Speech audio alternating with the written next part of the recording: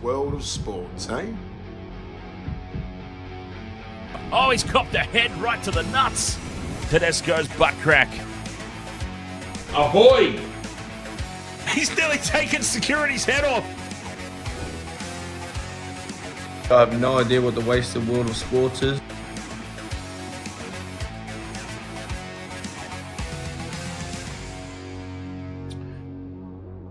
Wasted World of Sports, ahoy. How's everybody doing? Happy Sunday. Now, this was a game I actually contemplated skipping, but it's going down to the wire by the looks of it, so I thought I would jump on and we would do the second half, or what's remaining of the second half. We'll do the last quarter of this match, and then we'll be ready for the Raiders versus my Sharkies later on, which was the game I was planning on doing. But this one looks like it's going down to the wire. Newcastle have come to play. I had the Dolphins winning this by 10, thereabouts. But the Knights have come to play. Penny Yaboa, ahoy there, mate. Good night, go. Good night, go night, go Newcastle. Leading 16 points to 6.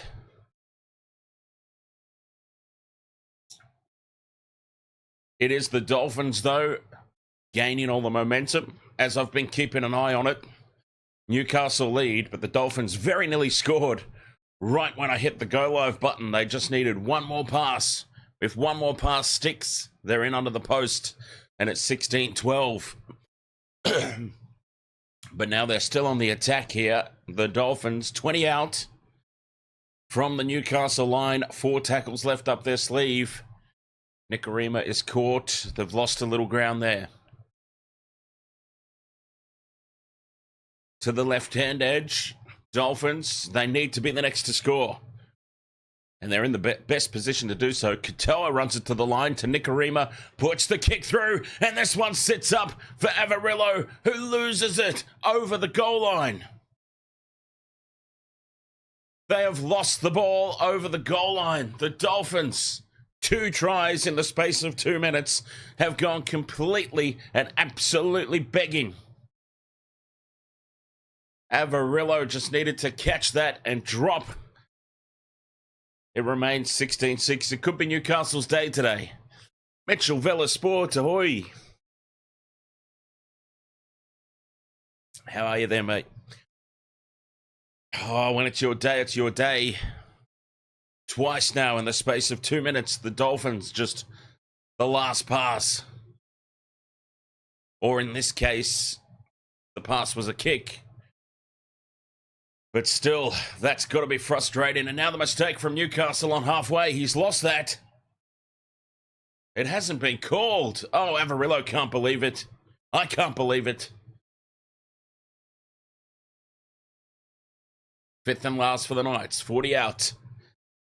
Their day today. Hastings puts it high. It's tapped back. And it's over the sideline. It might have been off the Dolphin, though. This could be Newcastle ball. This could be a full set of 6 Newcastle ball.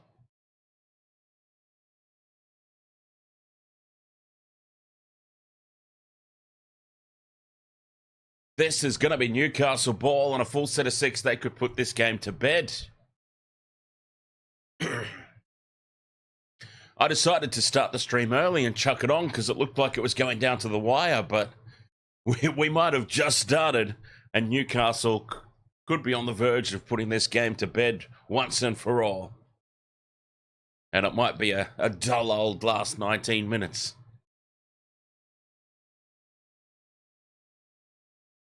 Yeah, that is off the Dolphins. This is going to be Newcastle ball, a full set of 6.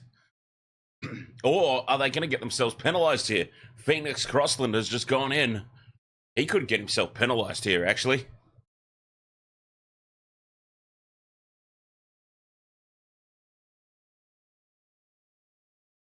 This could very easily end up penalty to the Dolphin.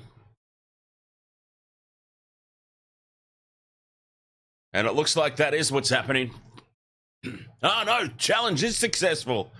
Well, there you go. The challenge is successful. We've only seen it happen once all season. Once the Sharks were penalised in round 1. Will Kennedy doing exactly that. But apparently that's just the Will Kennedy rule. Oh boy, the Knights here, a full set of 6. 10 metres out. Leading by 10. If they extend the lead here, I dare say it's game over. Although the Dolphins are more than capable of scoring back-to-back, and they've lost it on tackle 2, the Knights. Pierce Paul spills it. That's a big let-off. This seems like it's been a scrappy old game. I haven't really been watching it. I've had it on in the background, and I've just seen bits and pieces, but it hasn't seemed like the highest quality of matches.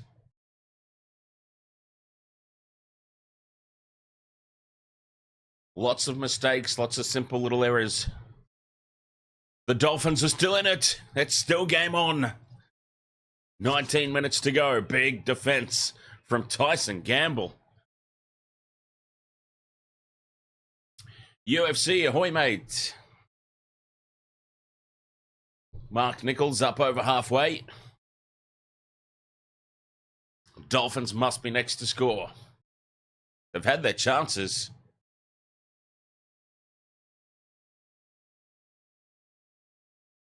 Nicarima puts it high. The chase is good, but it's taken well at the back by David Armstrong, and he's away. Armstrong returns the kick up to the 40-metre line. Madeline Suzette, ahoy there. Needing Flipper to win. Me too. I'm 4 points ahead on the Wasted Water Sports tipping contest at the moment. I need to keep winning. Extend my lead at the top.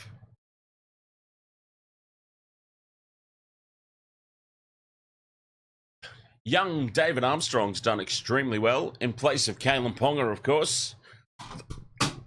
Whoops. There goes my mouse.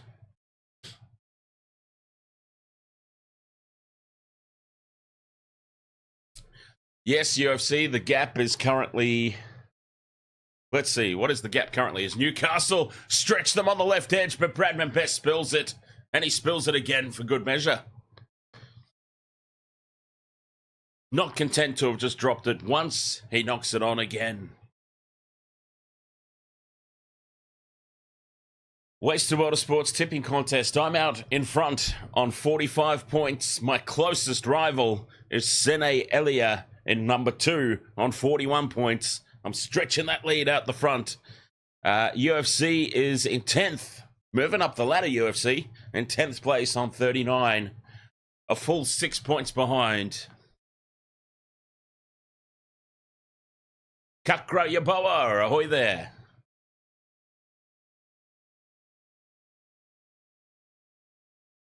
Oh, the Knights have ended up with this ball back. They must have called that a knock-on against the Dolphins. Jeez, they're getting some rough calls here, the Dolphins. The Knights, 16 minutes to go, looking to win this game. D-Funk, ahoy, mate. They're 10 out from the line. Hastings in midfield will kick on tackle 3. Katoa and Asako race back for it. Asako passes it basketball style in his own in-goal. Boy, that was risky. They get away with it. Dangerous stuff there from Asako, though. Trailing by 10 with 15 and a half to go, and a little bit of panic starting to set in here for the Dolphins. Short dropout. Taken by the Knights. Gagai. 20 out from the line.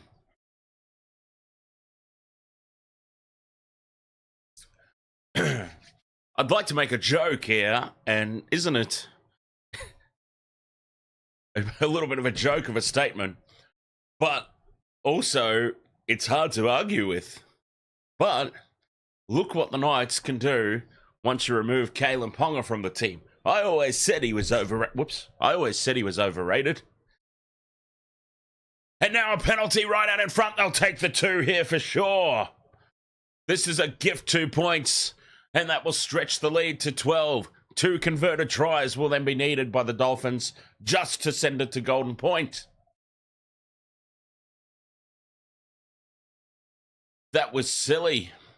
A silly penalty to give away. All he's done is slap the ball out of the guy's hand when he's trying to play the ball. That was silliness. Cruz Grinnell did Bradman best score in the first half. Let's have a look. Because this is just pre-game to the Raiders versus Sharks. So I haven't actually seen all of this one. But let's have a look for you. Now, the try scorers for the Knights, David Armstrong, Dane Gagai, and Tyson Gamble. So there you go, as Saifidi is coming from the field with a leg injury. Hellfire, Paintball, Salt, Ash. Up Cronulla, but not confident today.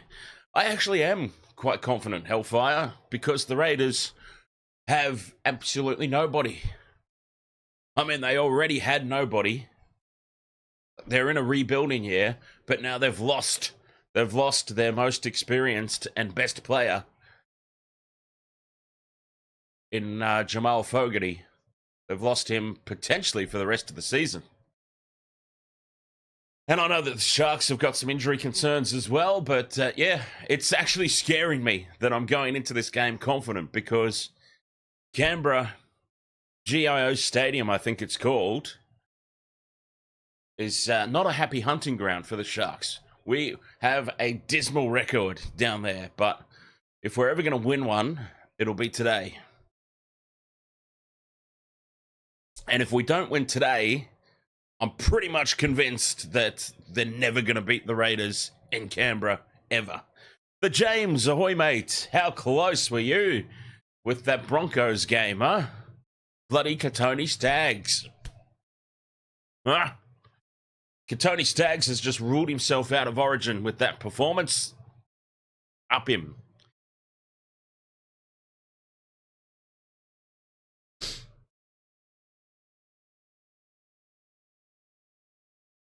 Lyrics says, cannot believe they lost Jack from the Raiders. Well, I find it hilarious that Jack Whiten has left the Raiders. I'm actually early today, James, because I wasn't even going to do this game at all. So there you go. Get that up, yeah.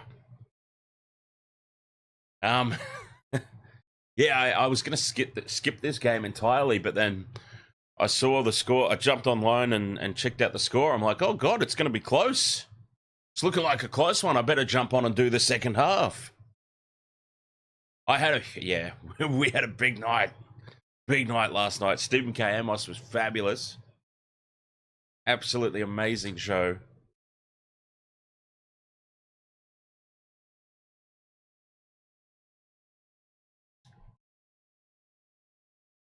No, but you don't understand, James. I wasn't going to do this game at all. I was only ever doing the Sharks Raiders game. So I'm actually early. This is what I'm saying.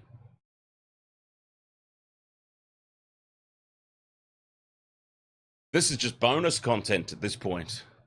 I wasn't going to cover this game at all. I actually thought this might be a little bit of a blowout. So I scratched it off the list. I went, oh, I'll skip that game. And we've also got family up visiting, so the old Panther was unavailable for generations today as well. So I just went, we'll put a line through that game. I'll have myself some extra sleep. But decided at halftime to chuck it on. It seemed like at that point in time it was going to go down to the wire. But yes, I've got to say, I've only seen properly like 20 minutes of this game so far. I'll be honest, the Dolphins have been dudded by at least 2 calls. At least 2, maybe 3. Let's say 2.5, because the last one was a true 50-50. But the Dolphins have been on the receiving end with the whistle today, from what I've seen.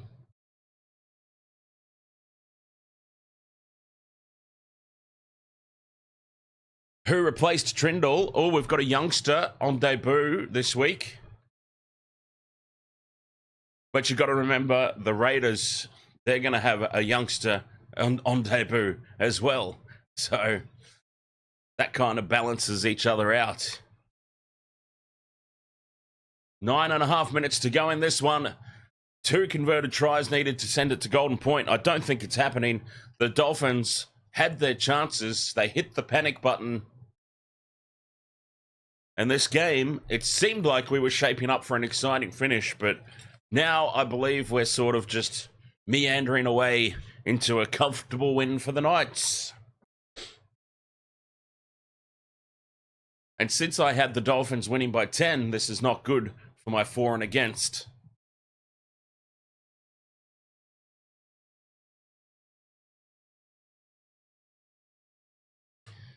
I was just having this conversation before, James. It's scaring me as to how confident I am about today's game.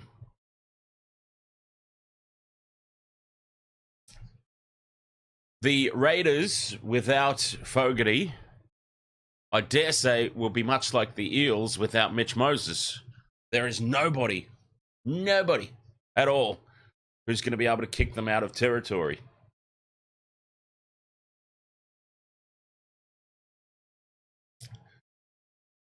Oh, Sarko beats 1, beats 2. He's up over halfway. Cut down. Where there's life, there's hope.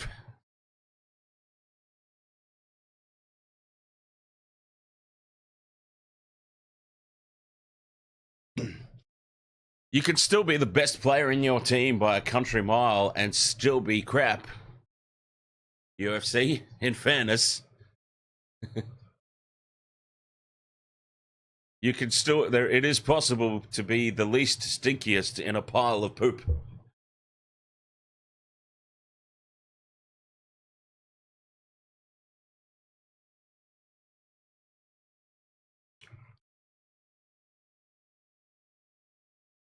Hamish Mackenzie, how are you there, mate?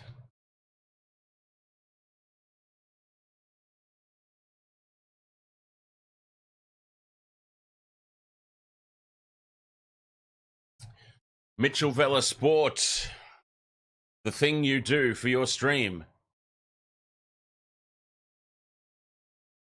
I feel like there's more. There's either more coming or there was some forgotten.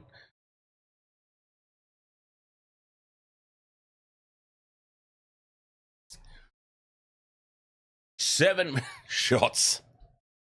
Actually, I do need a bit of a hurry along today.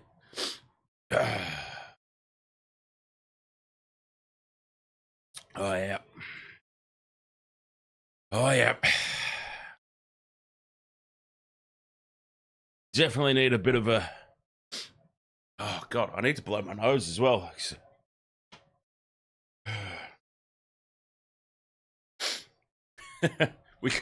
We catch this Uber in, right?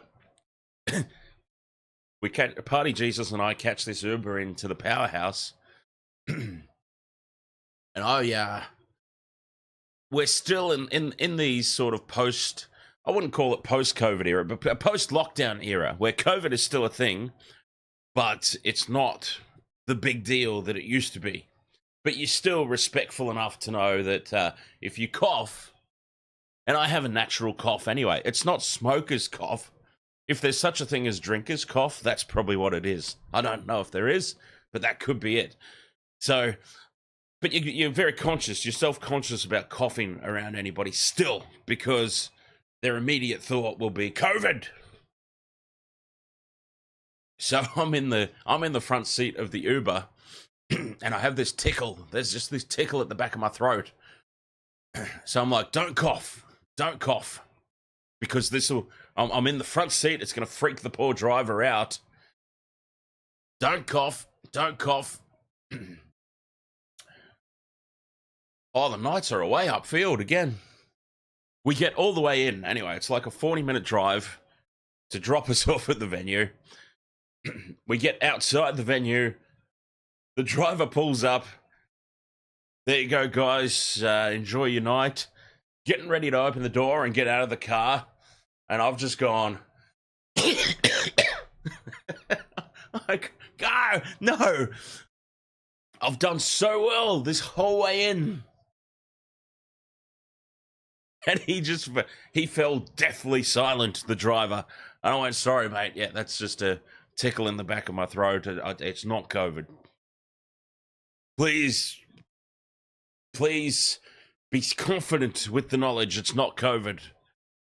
I've had this tickle at the back of my throat for the last 5 minutes on the way in here. Yeah, the poor guy, he was traumatized. So it's interesting. I mean, and of course we found out that it's not anywhere near as bad as they thought it was. The whole COVID thing. And for anyone who's ever had COVID, much like I have a couple of times, then it's pretty crap to go through, but it's not the end of the world. I do wax my beard, Hamish, and oil it. I've got my beard oil, and that and you scrub the oil all the way down to the pores, all the way through, and then you just get the wax, and that's how I give it that sort of. That's how I give my beard that sort of Batman villain V shape.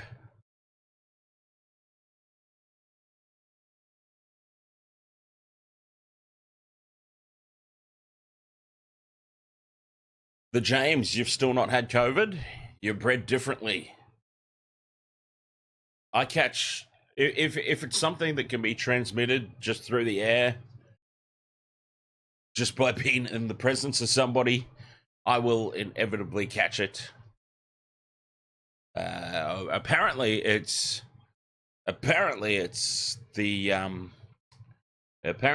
all the excessive drinking that lowers my immune system. Oh, Jermaine Asarko's down the sideline, cuts back in field. Consolation try for the Dolphins, perhaps. 4 minutes to go. Max Plath has it in midfield. It's the fifth and last, boys. And they've lost the ball. No, they've still got it, but they're going to get tackled. Fifth and last. A penalty right out in front, though. A penalty right out in front for the Dolphins. They're still in with a chance.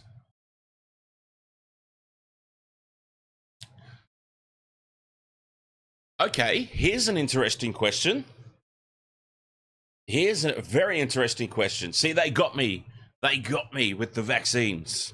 I didn't want to do the vaccine, but they got me. I was easy. I was very easy to get because all they did was make it mandatory for entry into like bars and clubs and live music venues and stuff like that. And that's my life. That shit's my life. So they got me easy. Boom. I went and had one so that I could get the certificate. Never had another one since, but they got me with that first one.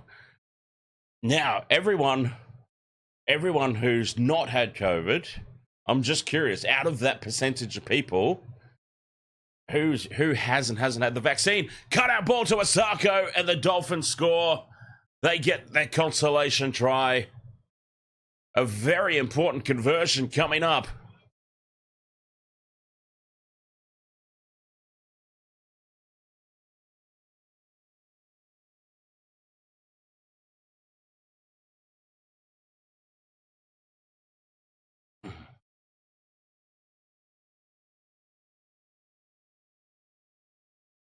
Asako scores in the corner. It's 18-10.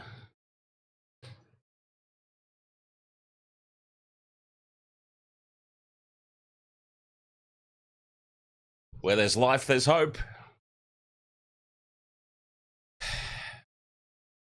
Hamish says having COVID sucks. I've not been so sick that I walk around in my undies since I was 4. I walk around in my undies when I'm not sick. I don't think there's anything wrong with that. Asako hooks the conversion out to the left. Oh, that was so important, that kick. And he rushed it. He kind of needed to rush it, I understand. But I think he could have done better. UFC says I'm in Mondays right now. There you go. I'm not even wearing anything right now. You guys can't see. You only get to see me up to here. You don't know what's going on down there.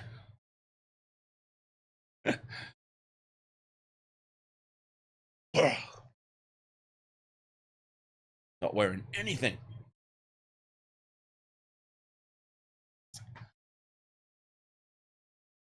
No, I actually stopped doing that because on the old Intoxigamer streams, I was doing the Walking Dead, the Telltale series Walking Dead. And I used to just wear boxers or briefs, whatever I was wearing. I didn't wear pants during my live streams because I'm sitting down at a desk. I'm sitting down at a desk. Who cares? You never see down there. It was a hot night, so I'm just in my undies.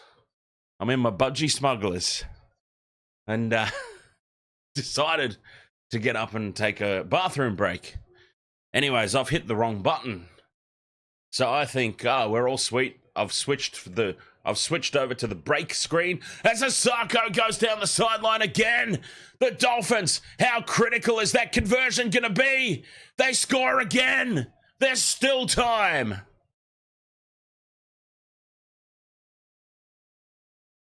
There is 1 minute, 20 seconds to go. It's 18 points to 14. How crucial that conversion becomes now, or that missed conversion, I should say. This could be a comeback for the ages. A try for Avarillo. There is still a minute to go. That is a full set of 6. One full set of 6 they will get at them from the kickoff. Wait, this is not confirmed yet. The try's not confirmed yet. Get out of the way, referee. Try's confirmed. Yes. Asako moves in. Overcompensates. Hangs this one out to the right. They're going to have to do it through tries. 1 minute, 11 seconds. That is a full set of 6 to go the length of the field and score another try. And maybe give someone else a shot at the conversion. Here's a thought. What I'm thinking is we should do, just for a laugh, pure shits and gigs, I think we should do like a skills test. Like an actual in real life stream one day down at the footy park. A Dan versus Michelle skills test. Passing, kicking, conversions, drop goals. Could be a little bit of fun. My money's on me to win 100%. 52 seconds to go. One set of 6 for the Dolphins to go length of the field and steal this one. We could also do a trivia night and all the questions are about the rules. I'd win that 100% too. Josh Kerr keeps the ball alive. 30 seconds left and that's fallen into the hands of Hastings and that's the match. Oh, they pushed it too much there, the Dolphins. They pushed it too much. And Hastings dives on it. Oh, he's a lippy little bugger, Hastings, isn't he? He knows how to trash talk. And he is letting the Dolphins know about it. They made a big mistake there. Just pushing that pass one time too many. And the Knights come away with it. Oh, that's a disappointing end. If only Jermaine Asako could kick.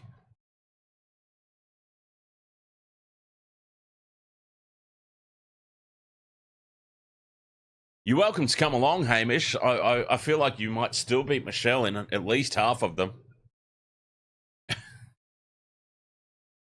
And to be fair, you would probably beat me in a sprint race.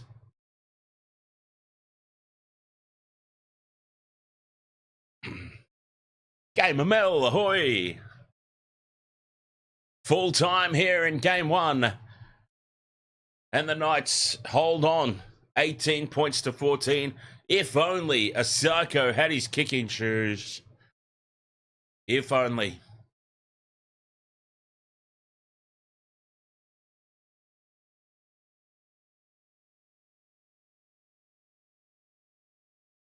Wow.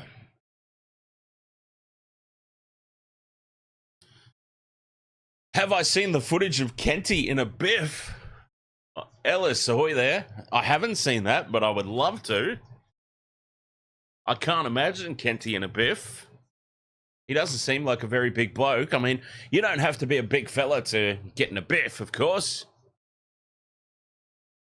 Oh, not that type of grass. I'm disappointed, James.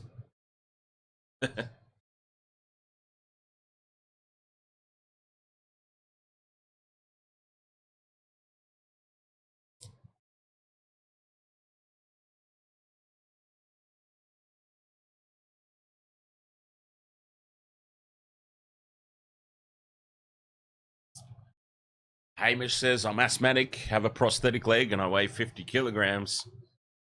I would not make it over the starting line. Jeez. See, I'm not a runner, Hamish. Back when I used to play, and that's when I was still fit enough to play. But back when I used to play, I was never a speedster. I was the big fella in the middle that would just I would be the guy not running. You wouldn't call what I did running, but I'd be moving forward and I'd be dragging like 3 or 4 defenders with me. That was my thing. At one point, I'd be walking because I'd have one guy on this leg, one guy on that leg, guy hanging off my arms. And I'm still just, they can't put me down. So that was my thing, was just the strength. I was stronger than I looked, so people would never sort of go into a tackle looking to flatten me because they think, oh, this guy's no threat. But boom, straight through I'd go, dragging defenders with me. That was sort of my thing. I certainly didn't have any pace. I've never had pace. The fastest that I've ever gone was one night, way before delivery. Like you can get home delivery on pretty much everything these days. But back before the delivery era, the fastest I ever ran, the fastest anybody's ever seen me move for anything ever, was when we were running out of drinks and we looked up and we thought the bottle shop's closing in like 20 minutes. I've got to try and get down there in time. Nobody's ever seen me move so fast before. I would have beaten Usain Bolt that day. Who we got there? Ramo's Adventures. You've got a massive multi on. You need Ronaldo Mulatalo to score twice. What do I think? I think that's pretty good. I think that would be fairly likely. We have got Wasted World of Sports, Sports Vault AU, same game multi for this one. We've got Atkinson, Strange, and Eero with a bet return that is paying $98. We don't have Mulatalo with that because you don't go for we're not going for the obvious ones here. We're going for big payouts. I mean, that's all I care about. Give me a big payout, and if it's successful, brilliant. So I better put this bet on, actually. Strange, Atkinson, Strange, Eero.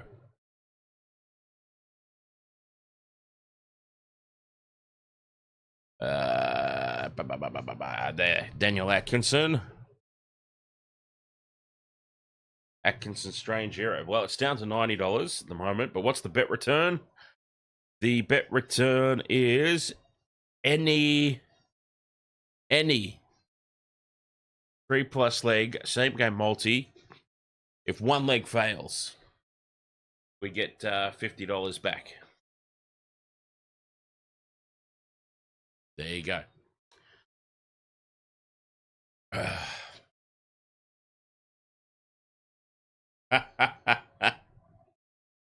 Hamish says, fastest I've ever run is down Queen's Road.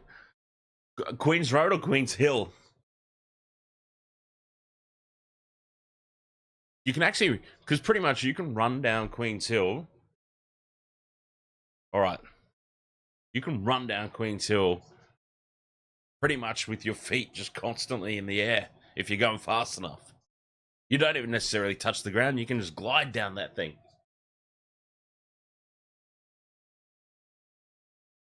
Ah, my mouse.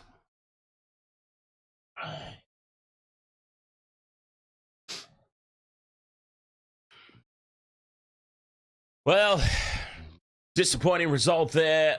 Newcastle get the win over the Dolphins. This season is so hard to predict, hasn't it been? So difficult to predict. So many upsets, or even if you don't consider them a full-blown upset, just things that have gone against what one is expecting. It really has been a difficult season to come to terms with.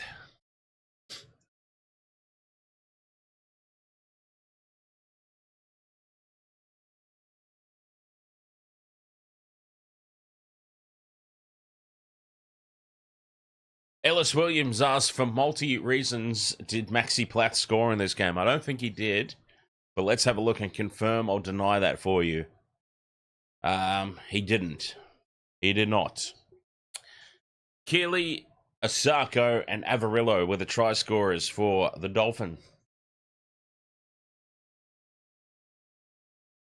So there you go. All right, I'm going to set up the same game multi on the screen. So I'll just be facing this way for a couple of minutes. The same game multi for this next one. This is the one that I've been waiting for. By the way, this was the main event of the day for me, of the weekend for me, really.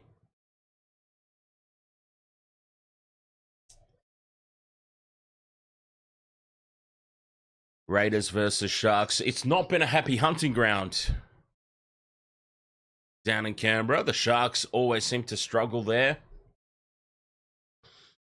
But I'm feeling confident they should get the job done today. If they don't, honestly, if they don't win today,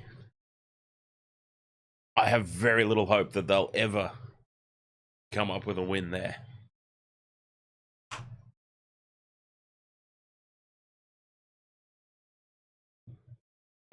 Okay, so we've gone Atkinson, Strange, Hero. Some interesting choices there. Sports Vault. I'll be very interested when Sports Vault, when Sports Vault pops into the chat. I'll be very interested to know, without revealing too much of the inside baseball, I'd be very curious about some of those choices.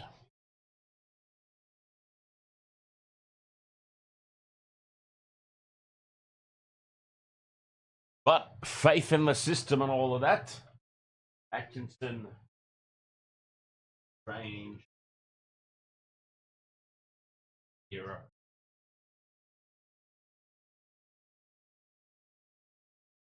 All right, I'm going to switch the camera off for a moment. Very paranoid about my profile.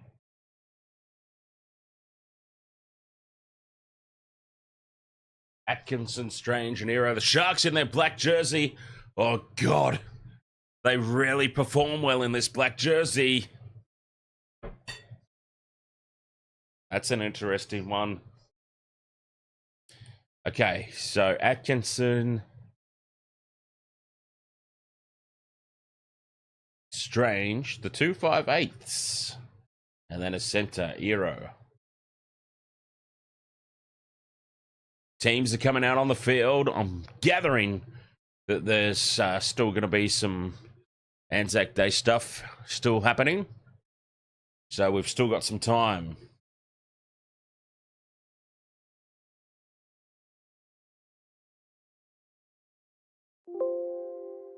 Say no more. Ahoy there. Mulatalo, Katoa, and Sharks to win.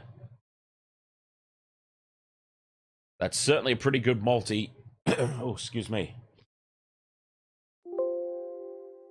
the potential payout on that probably not as good as what we're shooting for here with Sports Vault.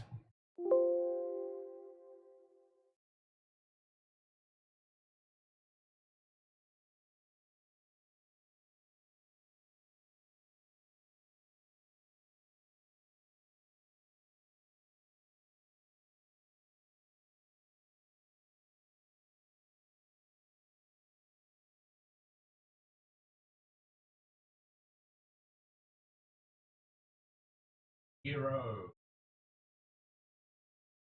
There we go. Mr. Ed's dead. Ahoy. How are you there, mate? Always lovely to see you, my friends.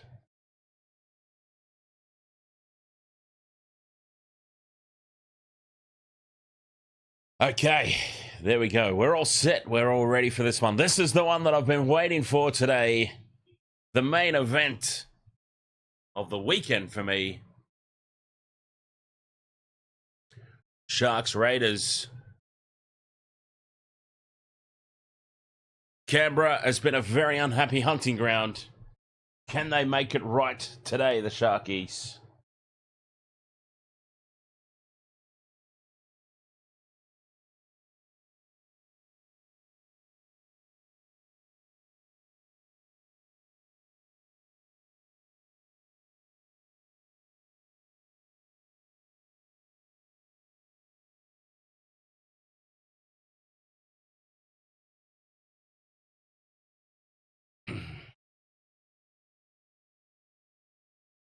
Mr. Ed's dead. You're taking a go at raising chickens. You bought 13 little chicks. Oh, very cool. Very cool. I think it's important that especially as time goes on, right, to have some sort of self-sufficiency. I think it's a good idea. We did that we're still kind of doing it. There's fruit trees in the backyard and stuff like that. I think it's important to have a certain level of self-sufficiency in this day and age.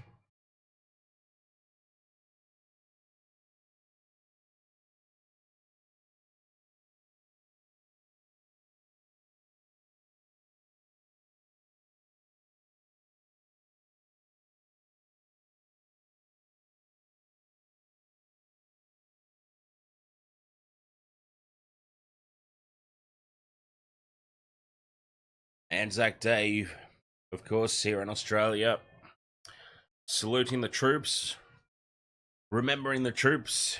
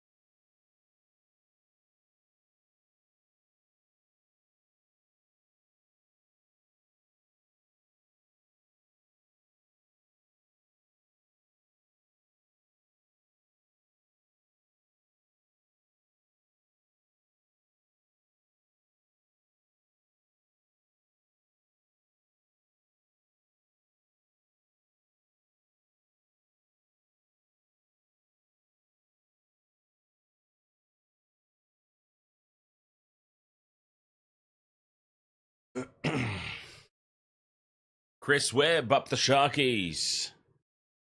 Yes. Always nice to have some more Shark supporters around here.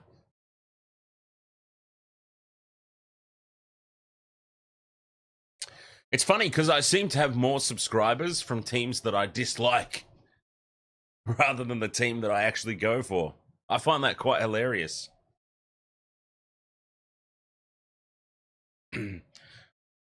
Honestly, my most hated team, the Broncos, and I think there's probably like 40% of subscribers are Broncos supporters. It's crazy.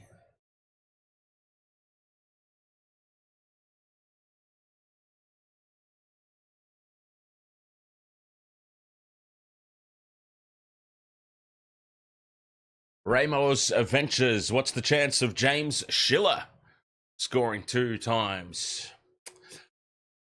I think the Sharks are a bit more prone up the middle. Ramos, in all honesty.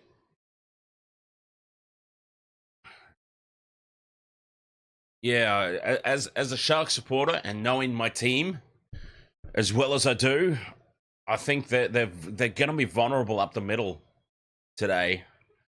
So more so than the wings. Especially we've got a 5/8 on debut.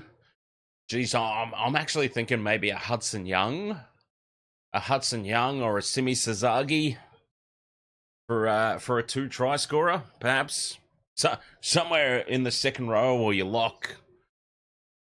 Yeah, I'm not so sure about the Raiders backline today. I think if they're gonna do it, they'll do it up the middle. Cat Lego, ahoy there. Say no more, says no favourites, just enjoy every game for what it is. I'll drink to that, say no more.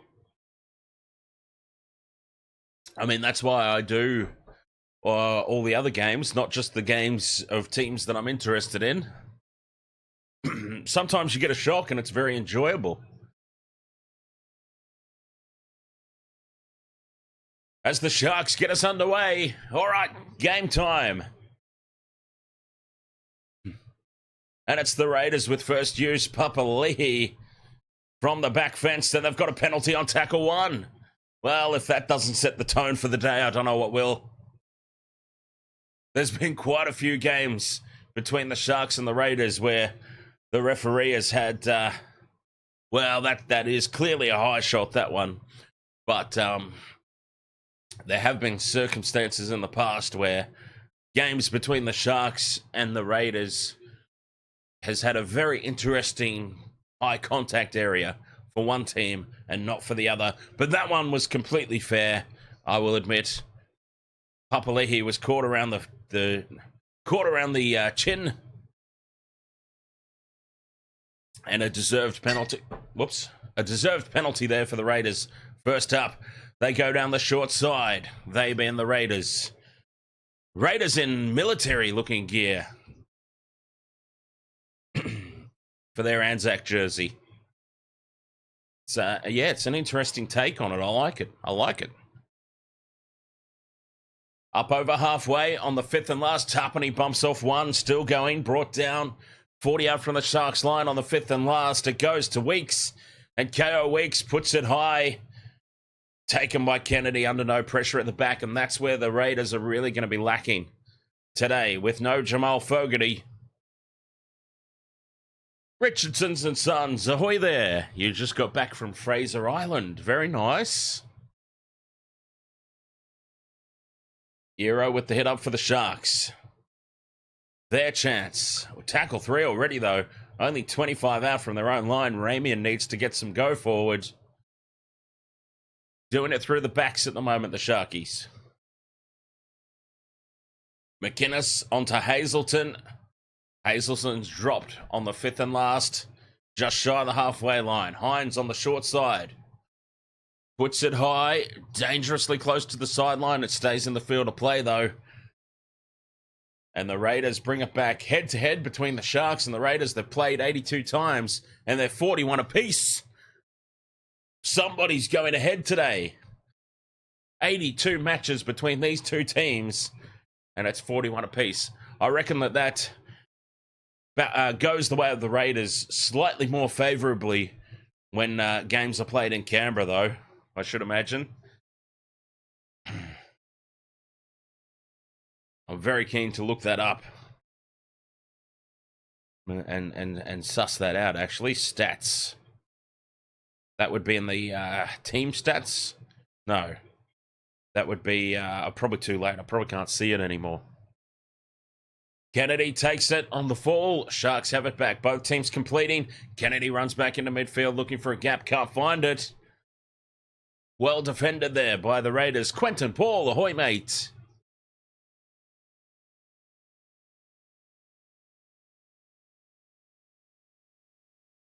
How are we doing today?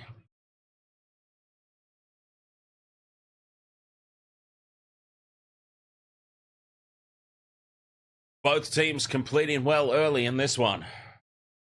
Sharks for the win. I hope so, Quentin. I really hope so.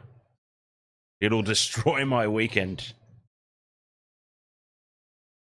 Down the short side they go. Hines to Kennedy. Kennedy is dumped again in the tackle. They are all over Will Kennedy today. Fifth and last, Hines. A terrible kick. A little pop gun. And the Raiders have it under no pressure at the back. It should be close, though, for a large portion of the game. It's very rare that the Sharks run away with games. Even when they're on fire, it's very rare that you get a performance like the one against the Cowboys the other week. As the Raiders stretch it wide to the right, Timoko trying to get into space. The Sharks number up well and take him down.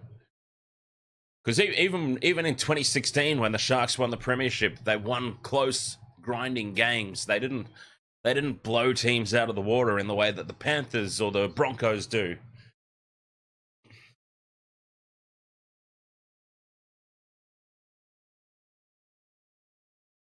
Fifth and last, Weeks puts it high. That's a better kick. Kennedy under no pressure at the back, though, again. The chase not good. Decides to take on Papa Lee, and Big Papa brings him down.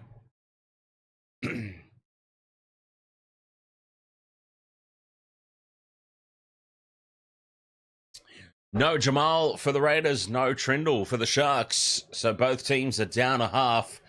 We've got a debutant. Well, I'm not sure if he's a debutant, actually, KO Weeks, but we've got a new halfback for the Raiders, and we've got a new 5'8" who is a debutant for the Sharkies. So it'll be an interesting battle of the halves there. Some inexperience all round. Hines on the fifth and last puts the kick in. The Sharks are being dominated territorially to start this match. They need to get their forwards into it. One big criticism I have of the Sharks as a supporter, their forward pack. Sometimes they just don't put in the hard yards.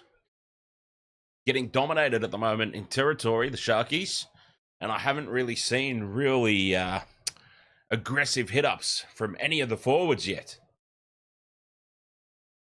As opposed to the Raiders, there is Timoko, Tarpany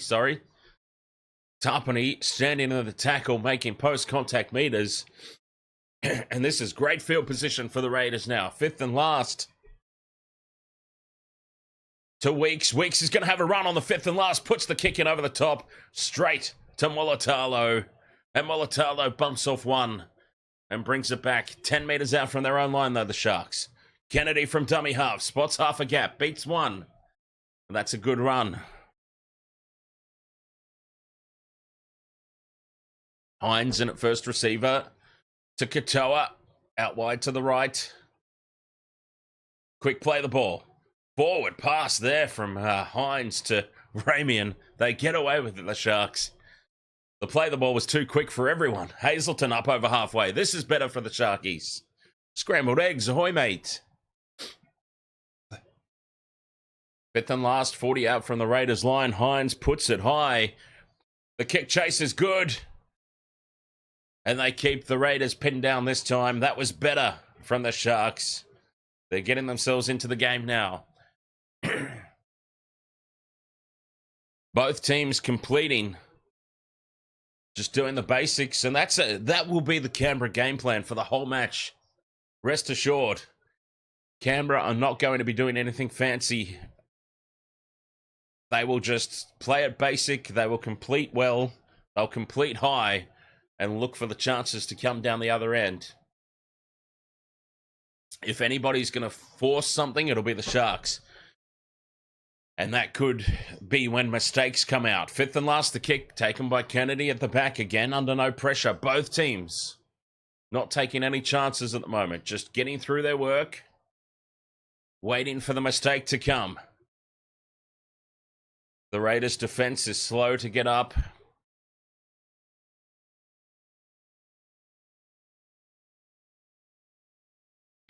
Atkinson from dummy half goes on a good little run. Brayley now links up with Eero, up over halfway on tackle 4. Both teams completing at 100% to start this game. It has been a fantastic start. Nothing too adventurous, though, from both teams. Fifth and last, they stay on the short side again. Hines puts it up. Just slowly but surely starting to get on top in the territory here, the Sharks. And Chevy Stewart brings it back. And the Raiders now pinned down in their own 10-meter line. It's just swung a little bit here, a little bit here for the Sharkies. They're starting to get themselves on top in the territorial stakes. Timoko goes on a good run, gets the arms free, looks for the offload, can't get the ball away. 40 out from their own line here, the Raiders. On tackle 4, they spread it wide to the left, almost getting on the outside of Ramian. Fifth and last on halfway. Weeks kicks it deep. It'll be taken on the full by Kennedy, perfectly positioned again. But another completed set. It's all they need to do. The Raiders complete well. Kick the ball as far as you possibly can. Keep the Sharks pinned down. That's actually a pretty good strategy to beat the Sharks. The Sharks will inevitably beat themselves if you just don't give them any errors, don't give them any free territory. They will inevitably beat themselves at some point. It is the Sharks, though, up over halfway. McInnes puts the head down and charges forward. That's better. Fifth and last. They're 35 out, again on the short side. Hines puts it high. Not a lot of distance on this kick. It's tapped back by the Sharks. It's lost forward, says the referee. Ivan Storm, ahoy, mate.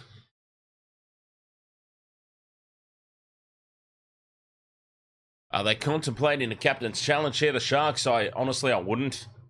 It's too early in the game. It was too 50-50 a call to blow your challenge.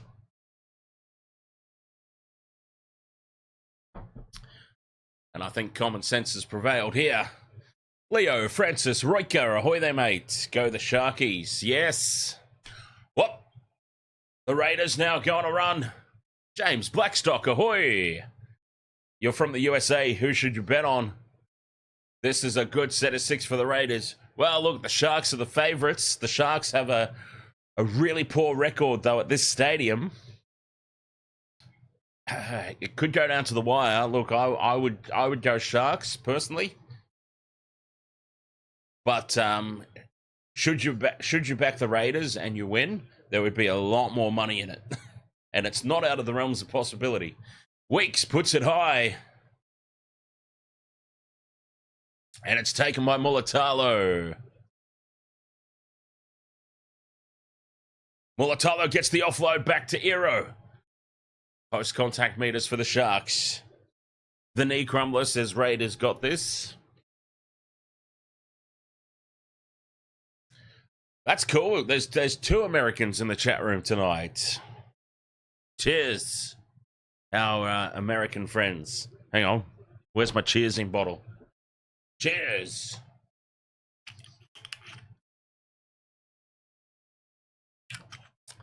Bizarre, but you're from Ohio. The first team listed is the home team, right? Correct, sir. Absolutely correct. The first team, home team.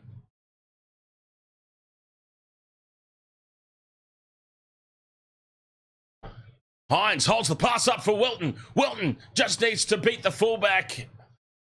Oh, he had unmarked supporters inside and out there. Fifth and last Sharks. They're a metre short. Hines runs it to the line. To Hazelton. Pops it back, Hazelton. And it's still alive. They must score here. McInnes. The Sharks are in.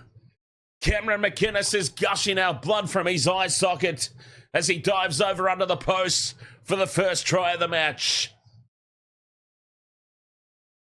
Geez, they did their best to not score that one, the Sharks. They did everything in their power to not score, but somehow they've managed to find a way to score the try. 4 points to nil, kick to come. perfectly held up pass there to Teague Wilton, and that's where I thought they blew it. I thought they... Oh, thank you. Cheers, Ivan. I thought they blew it there because Wilton had Mulatalo unmarked outside him. Mulatalo was unmarked out to the left. He had support inside. Kennedy was unmarked on the inside. Mulatalo unmarked on the outside. So I really thought they'd blown it. And then I thought they'd blown it again there. But Oregon Kafusi gets the ball back to McInnes. McInnes plants it down.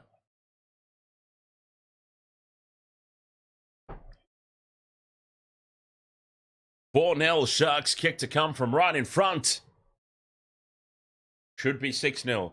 Leo Francis Royka says, apart from Nate Miles, McInnes is one of the toughest players ever. He really is. And the reason I say that is because he's not big for a forward, is he? He's not a big guy in terms of body frame. And I mean, he might be tall. Actually, I'm not sure his height. But he's not big. He's kind of like a little matchsticky in a way. But he's obviously a lot stronger than he looks. To be playing in NRL for as long as he has in the forward pack, he is obviously a stronger dude than he looks.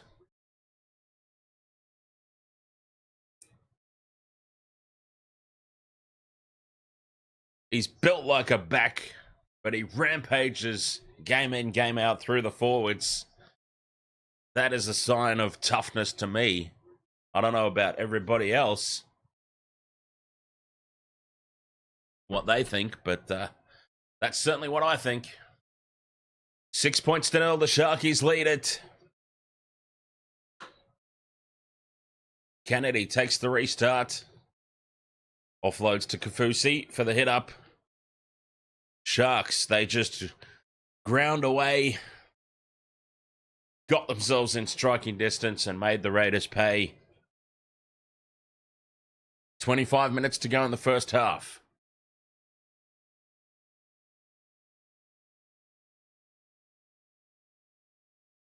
McInnes, another good run, up over halfway on the 5th and last.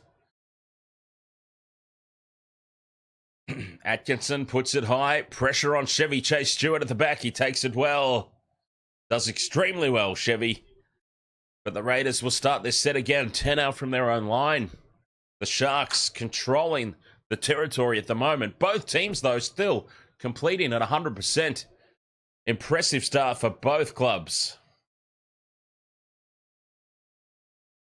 Tackle 3 for the Raiders. 30 out from their own line now. Getting the offload back. Chevy Stewart.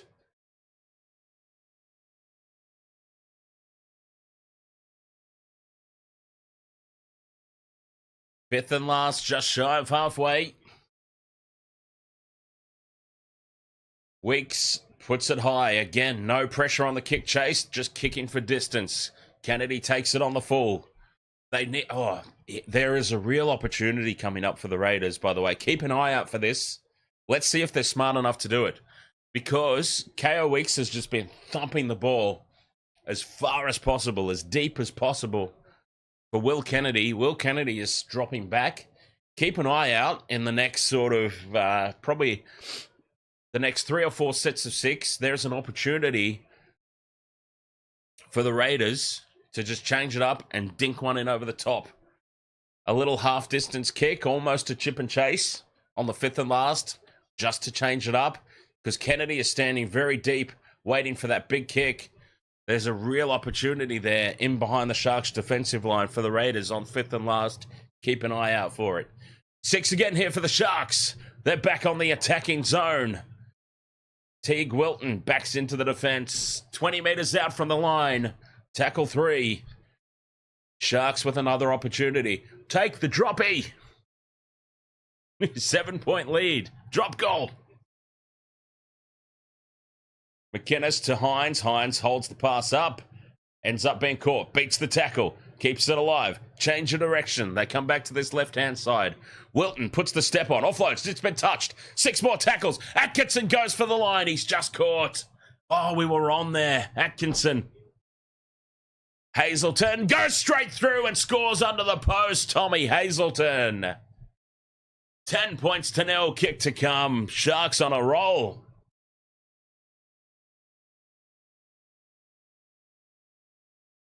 The big egg, Tommy Hazelton. What a try for the Sharks.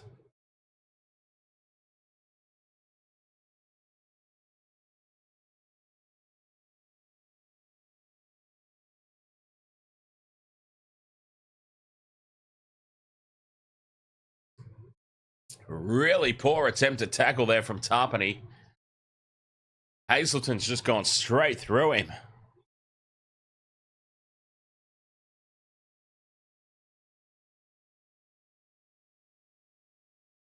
$10 points to 0. Kick to come from right in front. It's about to be 12-0 with 21.5 minutes to go.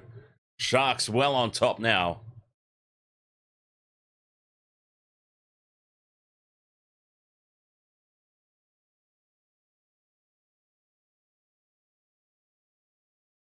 It's been a dream start.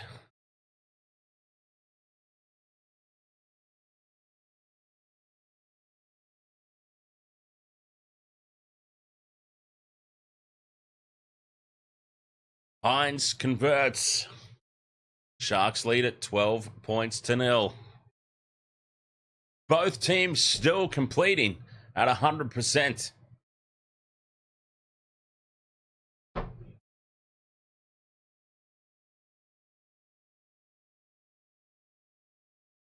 I mean, that is a fascinating statistic in of itself. Both teams with an extremely high completion rate. Well, the highest. Doesn't get higher than 100%.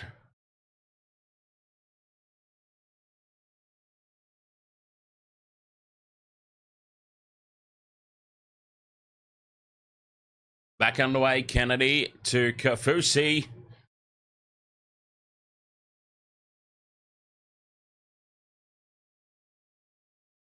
Sharks leading the way at the moment.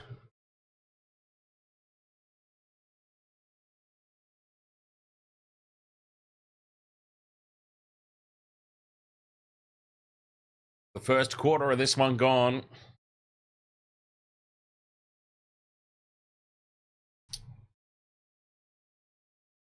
McInnes in at first receiver to Hines. Out to Nikora. Nikora's up over halfway. Fifth and last. They stay on the short side. Hines dinks it in over the top, looking for the sideline. It cuts back in field. And Chevy Stewart tries to beat Kennedy. Does, but he's running cross field. And he's picked off by Teague Wilton in front of his own post here. 10 out. Again, the Sharks just keeping the Raiders pinned down.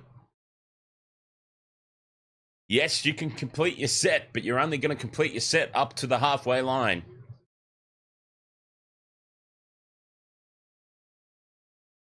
It's a very simple game plan, but proving very effective at the moment, as long as the defense holds up. Fifth and last there, Tarpany's caught. The Raiders on halfway. Weeks puts it high. That's a much better kick from Weeks, although not a lot of distance on it.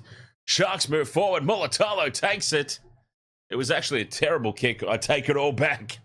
I mean, it was a much better purchase in terms of the height and contestable, but it only went about 5 meters, and now Ramian cuts through. He's brought down by Ethan Strange. 40 out from the Raiders line.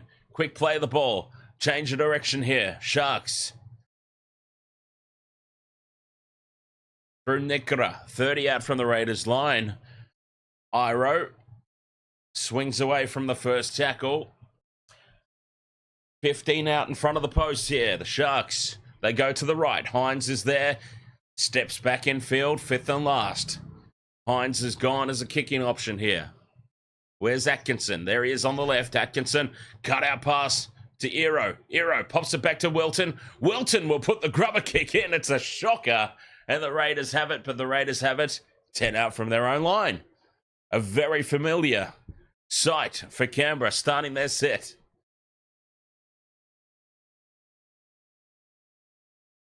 He was a little too soft on the boot there, Wilton.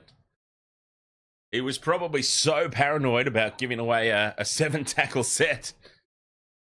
He's just given it a little tapper, tapper, tapper.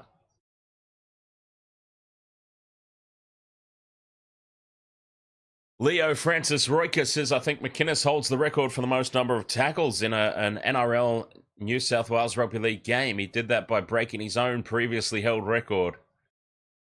That's pretty impressive. That's for sure. To be the record holder and then go on and break your own record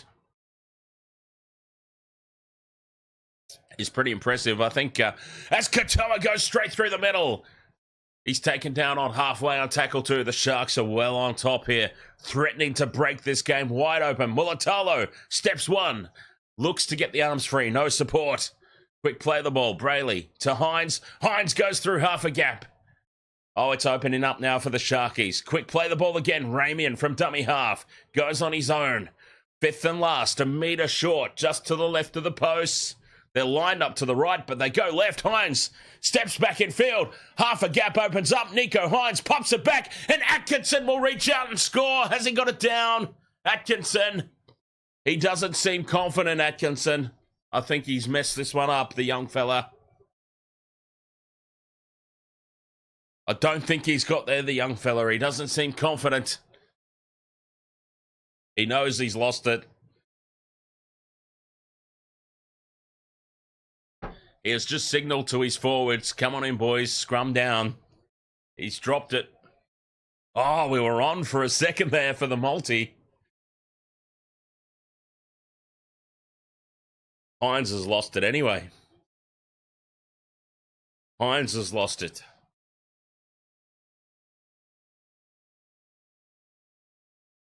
Atkinson goes low, buries the head, but I think Hines has lost it anyway before that. Moronic douchebaggery, ahoy there. No try, Raiders ball. Again, though, 10 metres out from their own line, they will start this set. Both teams still completing at 100%.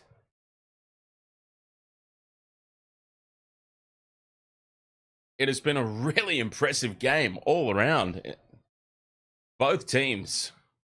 The Raiders have not really done anything too much wrong to be trailing by 12 points as Hudson Young charges from the back fence. They stay down the short side, the Raiders. It could open up here, and it does. Here's a chance. Inside ball. They must score. Hines comes at him, but he loses it, does Denny Levi. He loses it uncontested. Oh, there's some match fixing there. Question marks will have to be asked about that. Who drops the... It got knocked out by a ghost, that ball. Danny Levi, the line was wide open.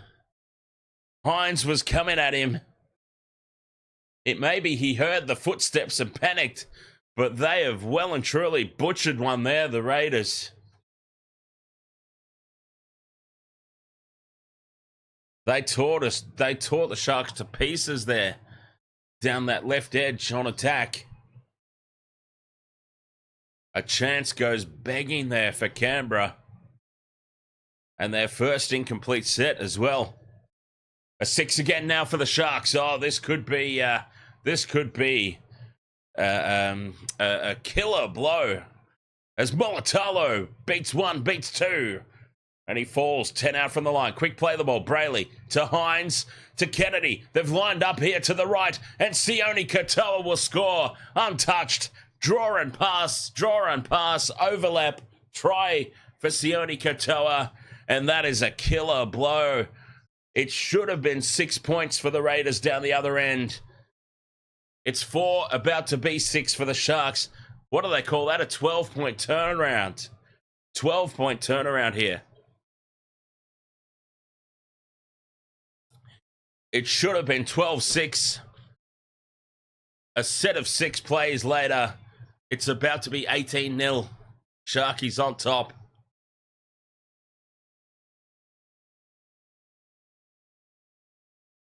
14 minutes to go till the halftime break.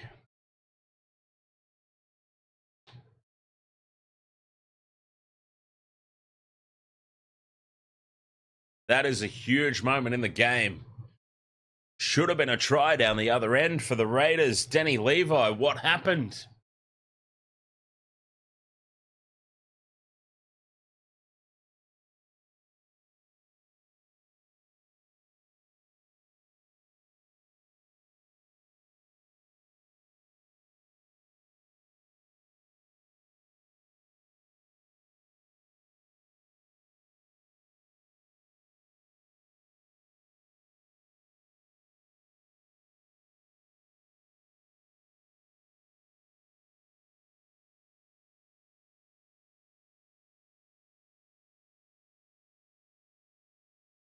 Hines with the conversion attempt.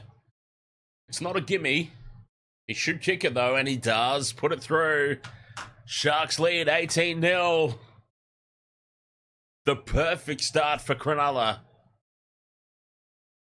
Danny Levi, you've got to feel sorry for him. Hey, he knows how big that was. He's been hooked immediately. Danny Levi has been hooked immediately. Starling will be on. Levi's been hooked immediately. Ricky Stewart has gone. No, I will not stand for that. Danny Levi has been hooked immediately, and Tom Starling is on. Oh, that's huge. Ricky Stewart is having none of it. We may never see Danny Levi in a Raiders jersey again. Wow. Can you imagine how pissed Ricky Stewart is right now that he hooked a player immediately? That's crazy. Oh, wow. I mean, look, maybe it was in the...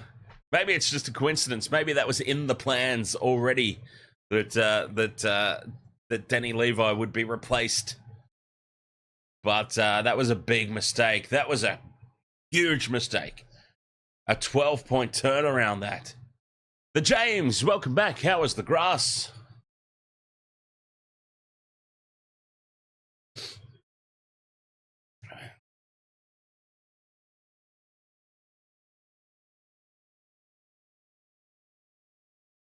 A penalty here to the Raiders. A much-needed one at that. The Sharks in front of the kicker. A penalty to the Raiders just short of the halfway line. A golden opportunity now. Yeah, nice. Just putting a new garden in.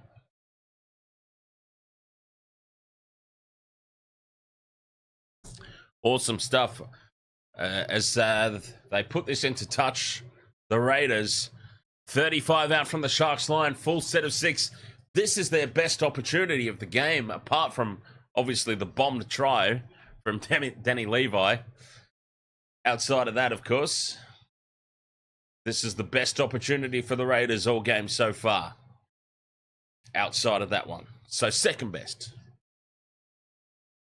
Good run here from Mariota. They go to the left-hand side. Not a lot of numbers over there.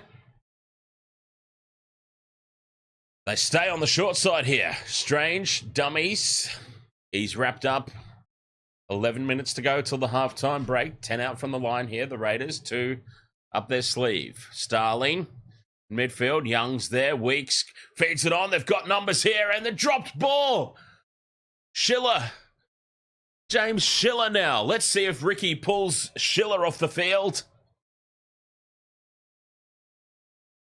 They've got the dropsies today, the Raiders.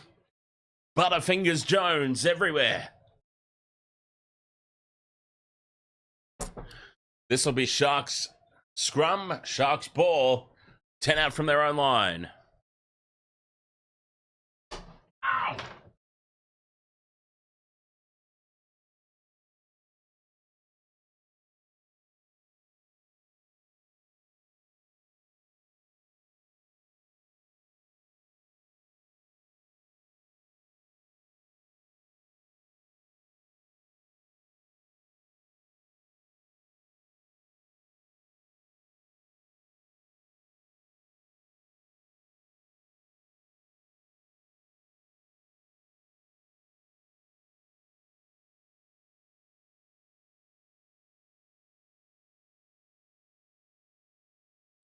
There you go. Mr. Ed's dead. Are you still there?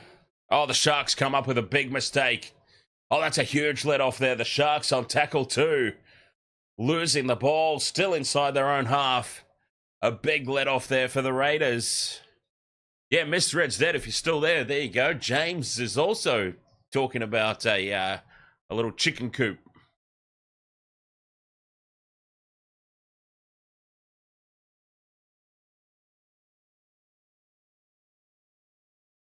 Raiders scrum 40 out from the Sharks line. That's a huge let off.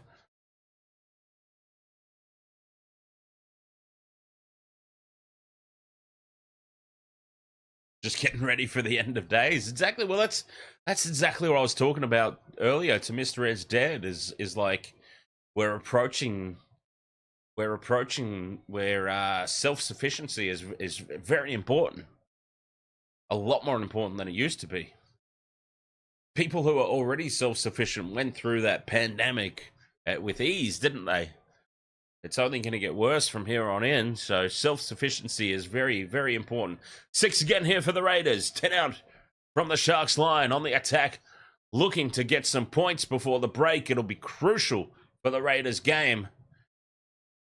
Wraparound play with Starling to Weeks. Sasagi, 5 out. Tackle 3. Mariota on the crash ball. He's held up a metre short. 2 tackles left here for the Raiders. They go left. They've got numbers, but cutting back in field, going on his own. KO Weeks.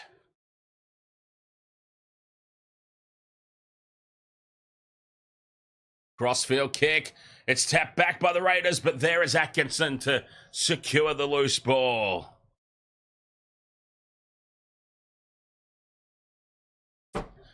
You know, my favorite Arnold Schwarzenegger movie, I'm not ashamed to admit it. Any guesses?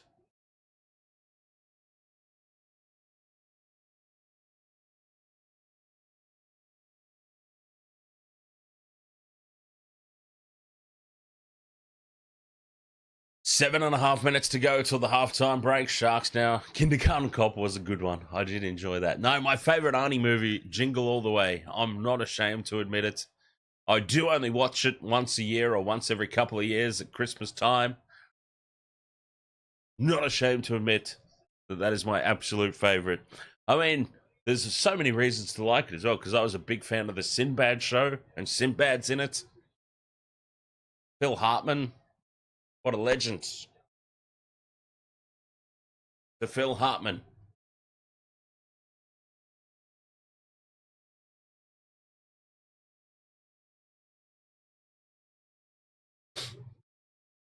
And again, the Sharks, a poor end of set. They are just inviting the Raiders back into this contest. Slowly but surely, here come the Raiders again. Can they make them pay? Points before halftime. Critical for the Raiders game, in my opinion. Critical. Solo in midfield. 30 out from the Sharks line. From dummy half goes Starling.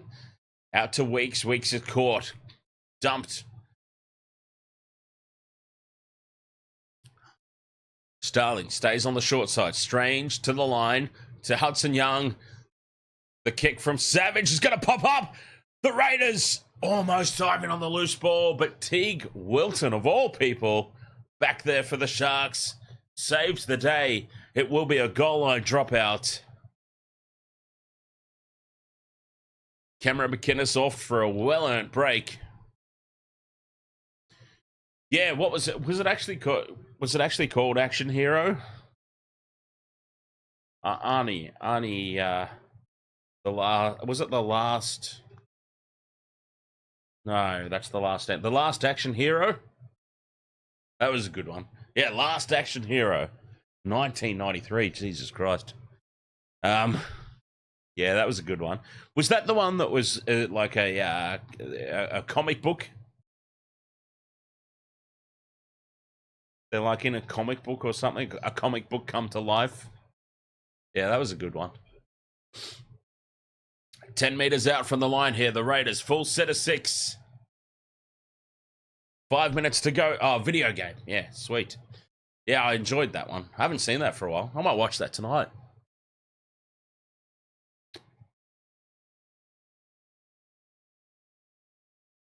Moronic douchebaggery says Total Recall. Tackle 3 here for the Raiders. They're a metre short. Crash ball for Hudson Young. Hudson Young's over the line. He's driven backwards. Great defense there on the goal line from the Sharkies. 2 tackles left here to hold on. Crash ball again. 5th and last. This is it now for the Raiders. 5th and last. They're a metre short in front of the post. They go to the right. Weeks shapes to kick. Throws the flat pass and it's been knocked on.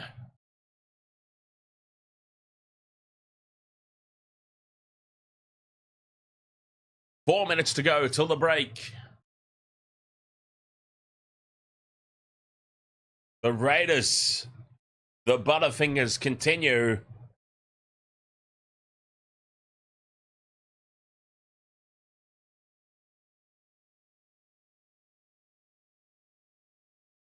And the Sharks in this last 10-minute period have withstood 76% of possession against them. 13 tackles inside their 20-meter line.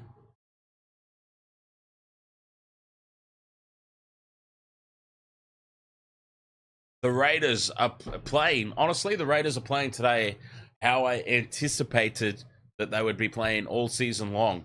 So you've really got to hand it to Jamal Fogarty for the way that he has contributed to lifting this team. Because without him directing play, they're an absolute rabble. 5th and last here for the Sharks down the short side. Hines says, I'll just dink this into touch with 2 minutes 50 to go. And the Raiders, they can have the ball and they can have a crack at us and go the length of the field.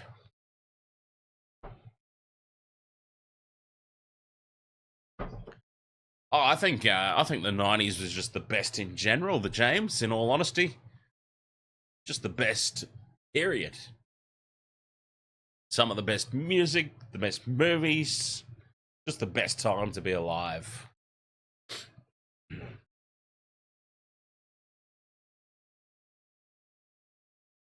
I feel sorry for kids that are born now, miss all that. That's who I feel sorry for. Now the Raiders throwing caution to the wind here. Ethan Strange almost goes through. Tackle 3. They stay on the short side. They're certainly on top at the moment, momentum-wise. The Raiders charging back into the Sharks' territory, back into the red zone. The highway to the danger zone. 5th and last now. 15 out from the line. Lined up to the left here, the Raiders. Weeks with the crossfield kick.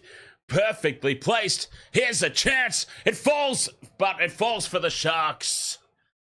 The Sharks come away with it. Jesse Ramian. It was there for the Raiders momentarily. But Cronulla have done well to shut that down. Oh, yeah.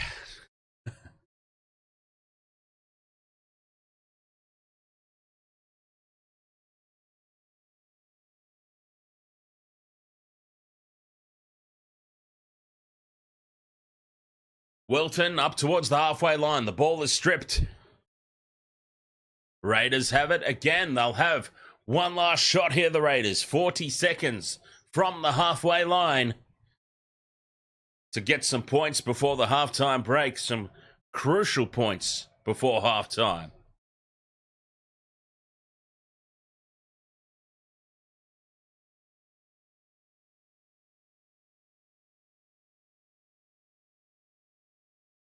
From dummy half, a waste of a play there with 17 seconds to go. The Raiders not really offering much on attack here. Very one-dimensional, and that'll be half-time. They've just gone into...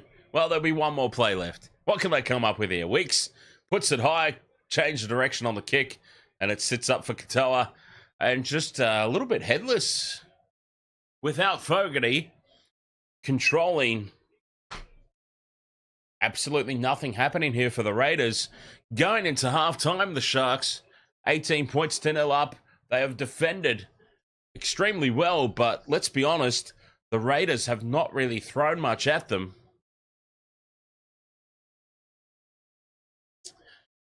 $18-0 at halftime. Sharks over the Raiders. Denny Levi.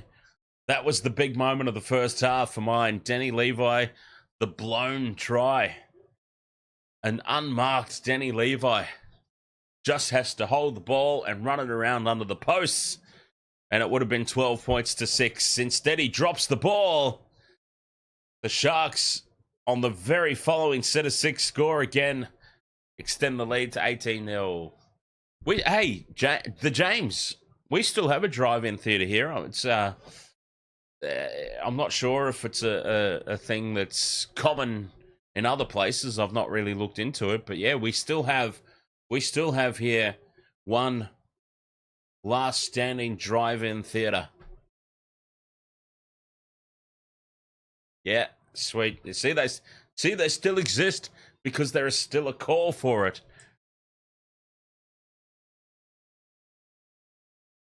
Because you can't explain it, but it was just fun.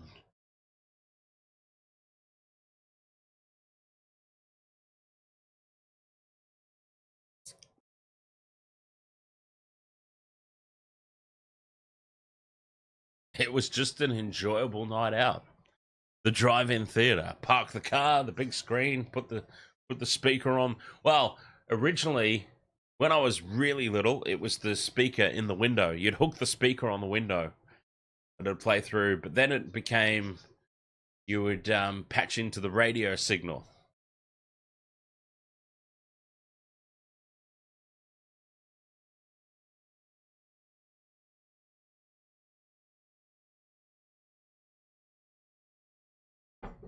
Ah, yes, the good old days. Hey! 18 points to 0 here. Monica Kalpa, ahoy there. 18 points to 0 here at halftime. Sharks over the Raiders. I'm going to have myself a very quick break, and we'll be back right after this on the Waste to World of Sports.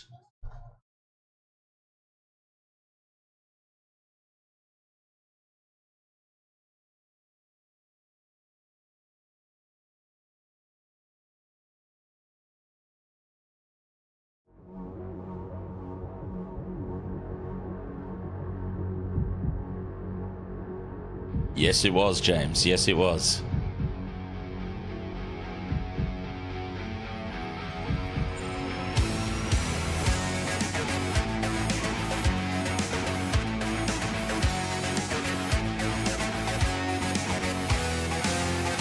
We know how it is. We know.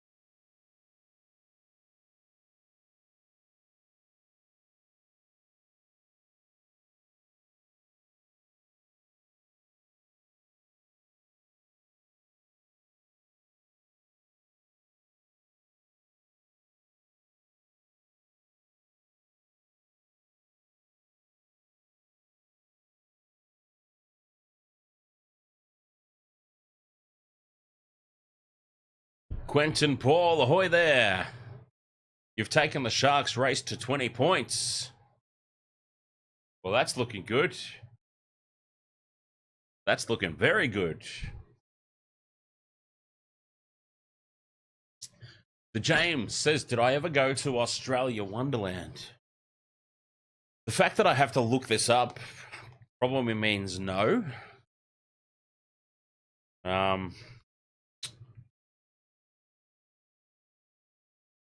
Oh, Wonderland, Sydney. Yeah. I'm not sure that I ever went. Yeah,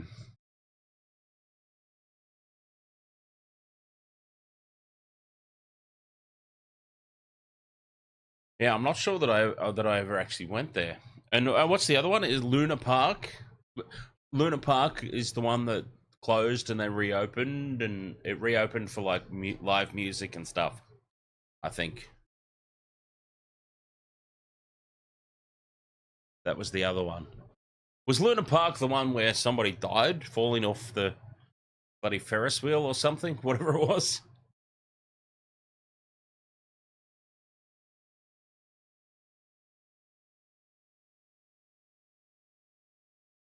Mind you, there's been a few.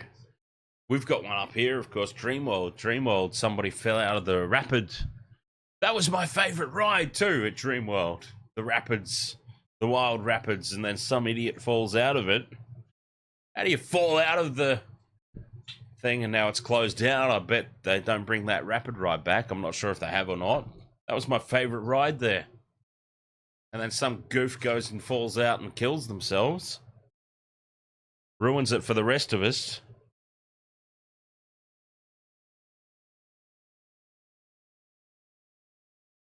People used to get hurt really bad at Luna Park. Yeah, that's the one I'm thinking of then. Luna Park. Yeah, Sydney Wonderland. I don't think I've ever been there. I recognised that as soon as I looked it up though, I recognised the logo. Maybe my parents took me there when I was really little or something.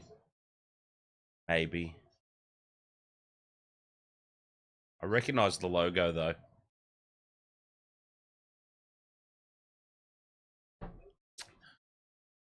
Yeah. Good times. Good times growing up in Australia in the 80s and 90s. Like I said, I feel sorry for kids these days. I missed out. Terrible time. Terrible time to be growing up. I feel sorry for kids nowadays.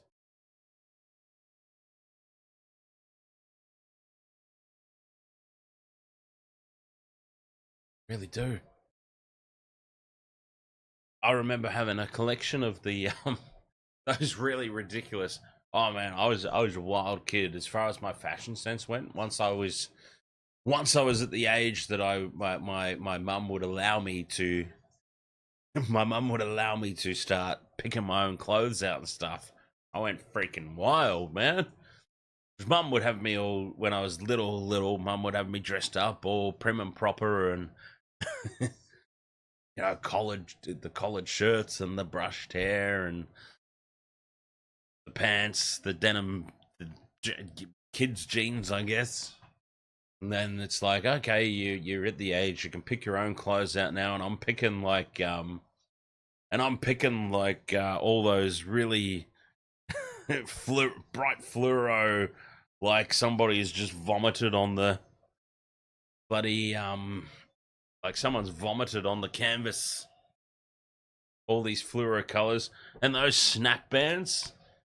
You remember those bands, James, that were all like fluoro and multicolored and stuff, and you would just snap them around your wrist, and I'd have one of those.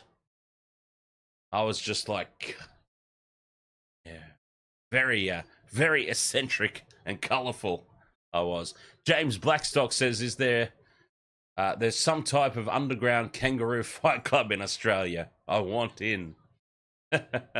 Kepper pants. Hang on. Once again, the fact that I have to look this up is not the most convincing thing of my memory.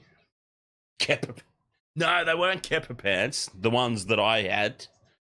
No, but yeah. Yes. Yeah. Oh, I did used to have a pair of parachute pants, though. I did. I still do, actually. I kept them. In my memories closet. The old parachute pants, which are probably very similar, I suppose, in many respects, except the Kepper pants seemed more fitting. The parachute pants were just all over the show, weren't they?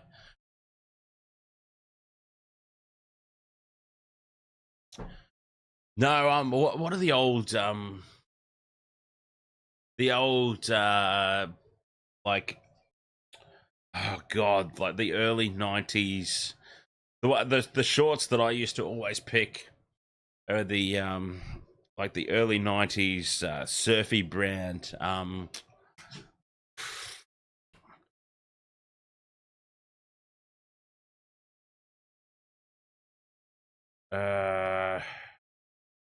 Oh god, James, help me out here, man. Help me out here. I always used to pick it, and my friends would be like, my friends would always be like, "Oh, why are you wearing the brand cat shit?" I'm like, "It's not cat shit." Oh god, catch it, catch it, catch as in catch the ball. It as in it, the clown.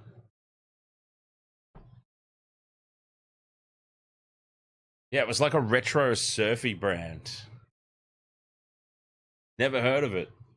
Yeah, well, there you go. It was kind of like, I guess it was like the, I guess it was like the, because it was from Kmart and stuff.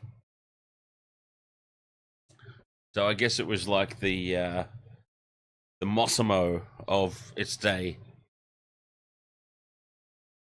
And when you can't afford Billabong, pop down to Big W and pick up some Mossimo. The Cuban egg, ahoy there. You only got 2 wrong this round. If Sharks win, you'll get 6 out of 8 for the round. Very nice. You know what? I've extended my lead at the top of the Wasted Water Sports tipping contest this round. I'm 4 points ahead on top of the table.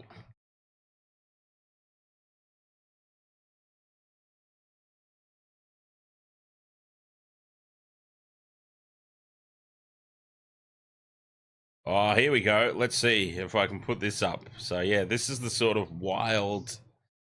Yeah, this is the sort of wild, like, loud clothing. Catch it. That was the brand. Oh, the James, I hear you, man. I went through a point where you go through stages in life. Not everybody, but I certainly did, and people do. You go through stages in life where it's almost an ego thing. It's like, oh, I've got to buy. You know, I'm not doing my shopping from Kmart and Big W and blah, blah, blah, blah, blah, blah, blah. And then you get older in life, and I'm back. I buy all my shit from Kmart and Big W. I couldn't care less anymore. I'm like, I don't care anymore. Just give me whatever still looks good, but it's the cheapest possible. I don't care where it comes from. I'm not spending $100 on a shirt. Thank you. Oh yeah, Tarjay's the other one. Good old Tarjay. Second half underway, and I've accidentally turned my TV off. Fabulous. There we go. We're back. Second half underway. Sharks with first use. Can they go on with it?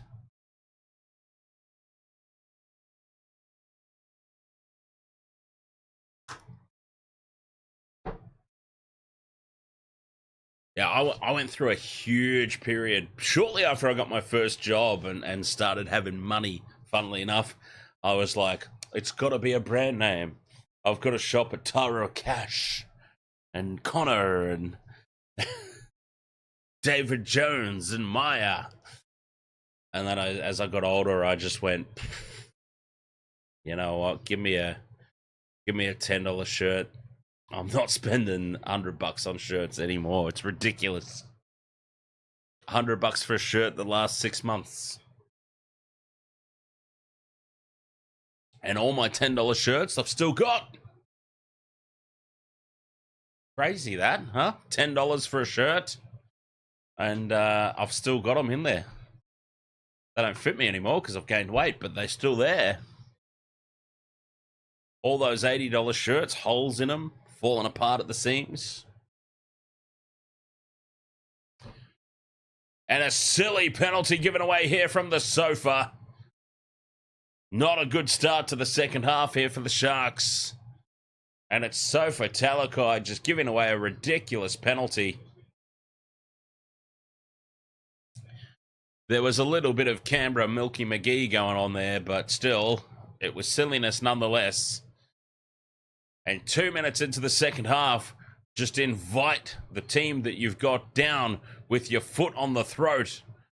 Just invite them back, why don't you? Mbappe 10, ahoy there. I go for the Sharks, my friend. And they have just invited the Raiders.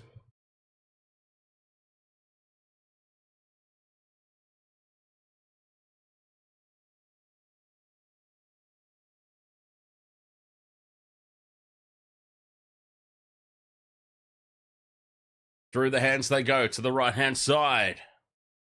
Raiders ball, 10 out from the line. Tackle 4. Setting things up in midfield. 5th and last. Options left and right here for the Raiders.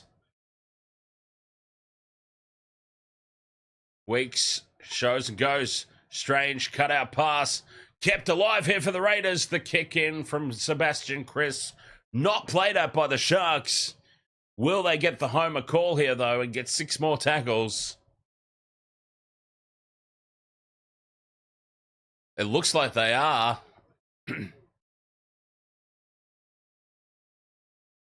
Well, he's played at that, Katoa. He has clearly played at that. Sione Katoa was telling some porkies there, and this is very justifiably Raiders ball. Another set of 6 incoming. Sione Katoa telling porky pies there. What about, here, the James. We used to finish school, right? We'd go to the corner shop for a slush puppy and a gobstopper. Ethan Strange goes straight through. He's held up over the line, can't get it down. Ethan Strange went on a dart, loses the ball over the line, and the Sharks hold on. That would have been great for our multi.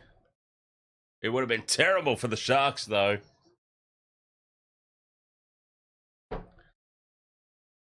$2, we'd get a slush puppy and a gobstopper. And that gobstopper would last us a week at least.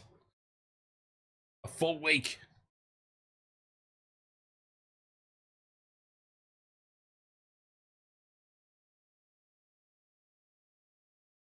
And the old... they're not allowed to call them this anymore, but you used to be able to buy like these lollies that were in a cigarette packet. And the lollies were in the shape of a cigarette. And they were called fags. Because that's what you used to be slang for cigarettes back in the day. You know, you're not allowed to say that anymore, of course. Because it gets confused with something else that's derogatory. Penalty here for the Sharks.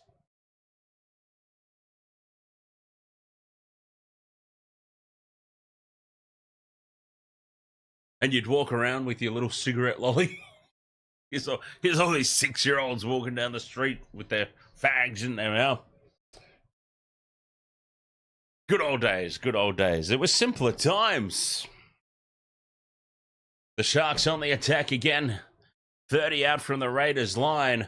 Full set of 6 incoming. Williams is on. I wonder who's he might have replaced McInnes. Williams might have come on for McInnes, who's still having a stint on the sideline. Kafusi takes it 10 metres out. To the left they go. Hines to Atkinson.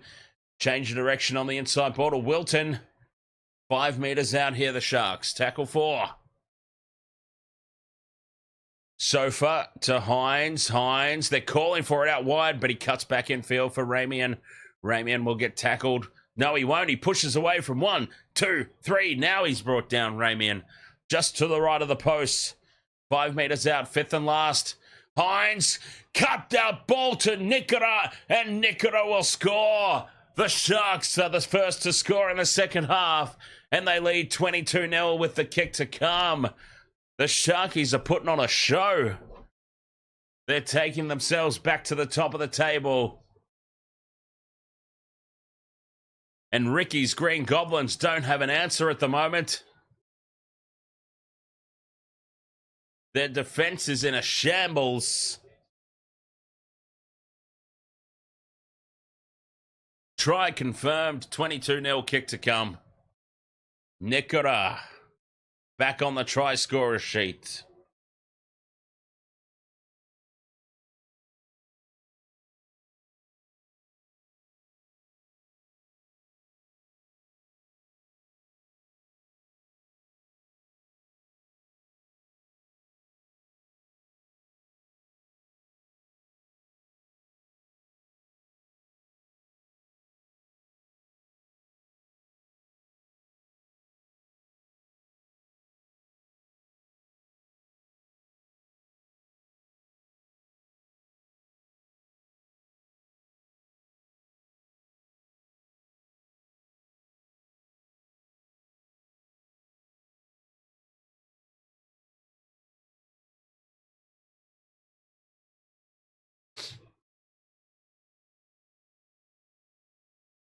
Nico with the conversion attempt. 10 in from the sideline on the right-hand side. He should kick it. Oh, he's pushed it out to the right. It took him back and it's through for the Sharkies. 24-0. What a start to the second half.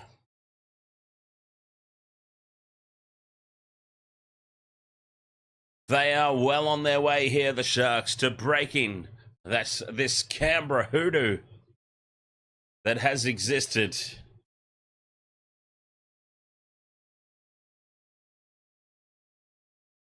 $24 points to Zippo. Donuts for the Raiders. With 33 minutes left in this match. 33 minutes left in round 8.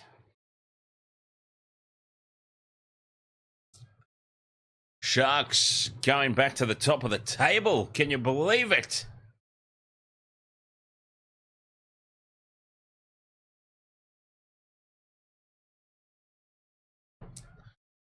We still do sleepovers, the James, but now sleepovers now are more like, crap, I had too much to drink, I can't drive home.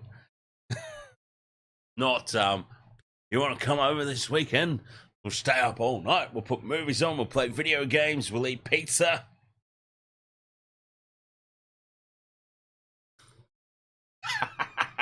Now it's Netflix and chill.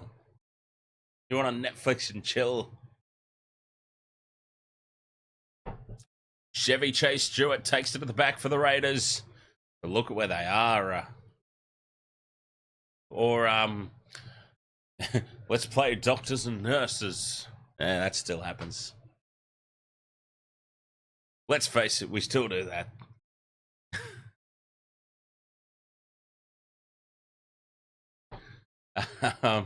Through the hands of the Raiders. The pass almost goes out the back to nobody. A Jamal Fogarty. Okay, let me try that again. A Jamal Fogarty-less Raiders. Looking nowhere near as good as they have been to start the season. But then I did say, didn't I? I did warn you all. AFBOCC says the Raiders are awful. The defensive line has more holes than Swiss cheese. And the Sharks have the ball back. 20 out from their own line. The Raiders complete again, but once again, just no pressure. Like Fogarty's kicking game. Well, sorry, Alara. Scared the absolute bollocks off of you. My bad. Are you there? They are missing Jamal Fogarty's kicking game. Big time. Sharks with the offload. Hines. Now, eyeing up the options. Out to Atkinson. Atkinson must surrender. Got himself caught up there. 35 out from their own line here, the Sharks. On tackle 4.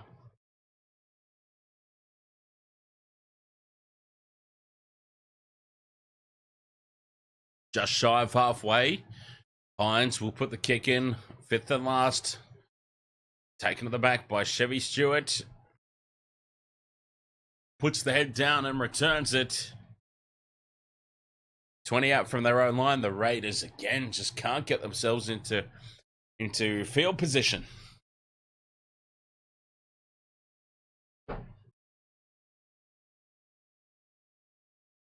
The Sharks are controlling it well at the moment. Schiller nearly gets through. Loses the ball. Schiller, penalty Raiders.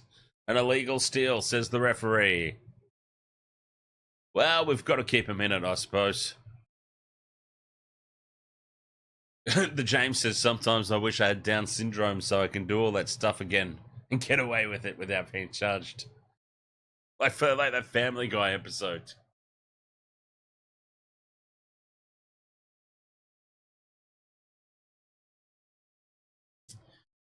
AFBOCC says the NRL should send the Raiders to Las Vegas to open the season next year. Why? Why would you do that?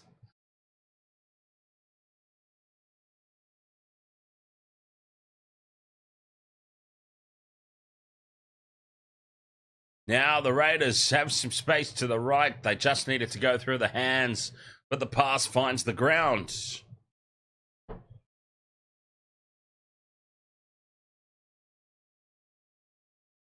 Still going here is Timoko.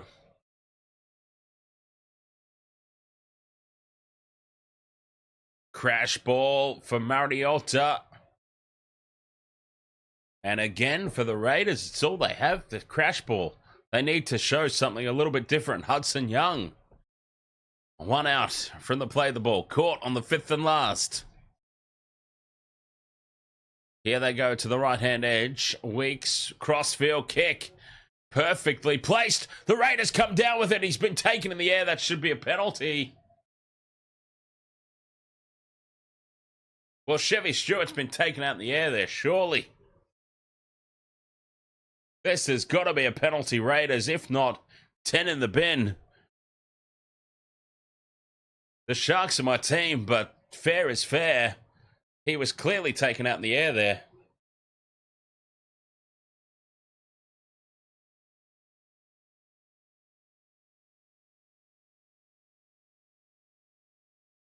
Mulatalo's in trouble here. It prevented a try as well.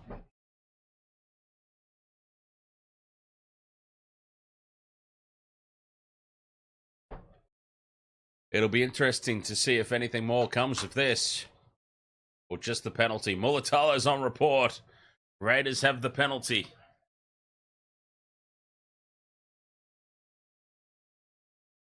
Yeah, Las Vegas Raiders. But why are we sending the Canberra Raiders, though? They've got no association with the Las Vegas Raiders at all. And they're incredibly shithouse. You want to send the best teams over.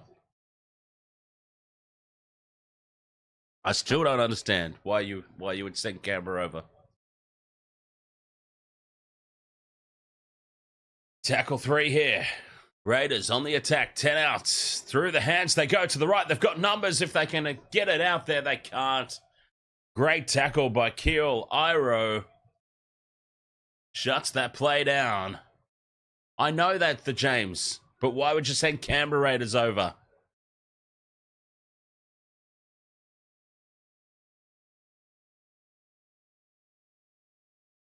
I'm still not understanding why we send Canberra over.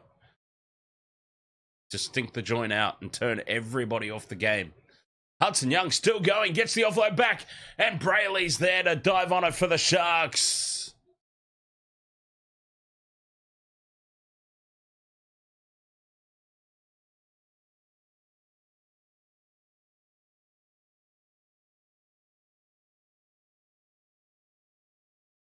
I'm not. I'm just saying. I know that there's an NFL team called the Raiders. I just don't understand why we send Canberra over. I'm not biting your head off like a fag.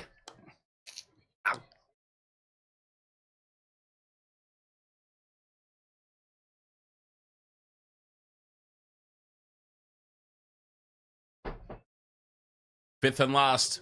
Oh, what about Nerds? Do you remember Nerds?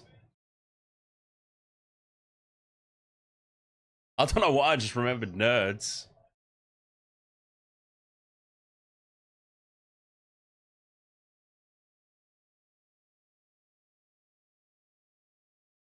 It is not possible for me to give Michelle levels of attitude. A 40-20 incoming. Yes. 40-20 for the Sharks. What a turnaround.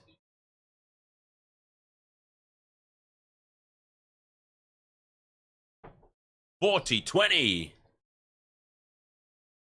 Hines, they've got numbers out to the left. Hines goes on his own.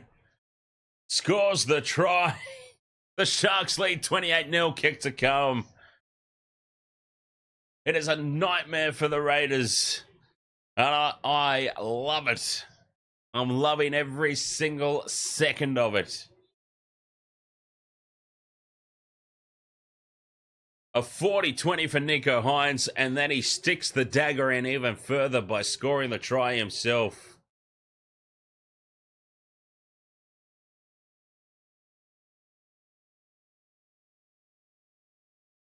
What a performance from the Sharks again. Back-to-back weeks. Teams that they have traditionally struggled against, the Cowboys and the Raiders. And they've made mincemeat out of both of them in back-to-back weeks.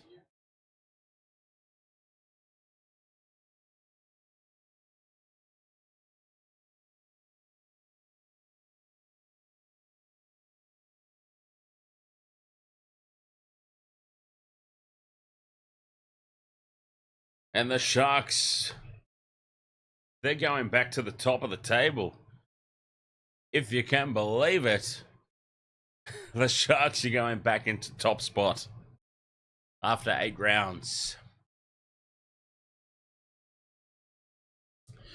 Hines with the conversion attempt just to the left of the post, puts it right down the middle, and the Sharks lead 30 points to 0. 24 minutes to go. That is surely game, set, and match.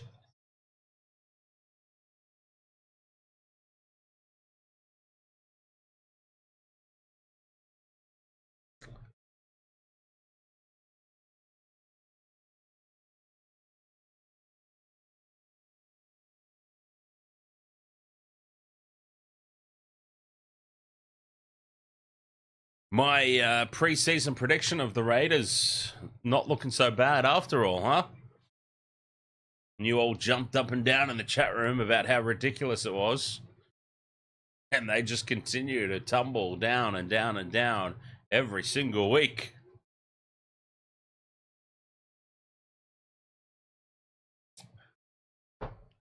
What a big run this was from Hamlin Uele with his brand new hairstyle and all.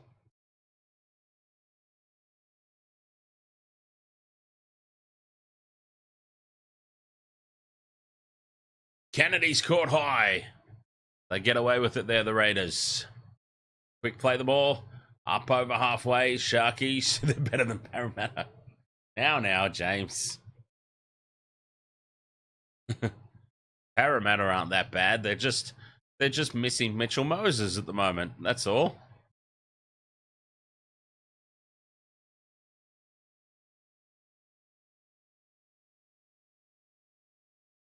Unfortunately, Mitch Moses' injury has had a really detrimental effect on their season.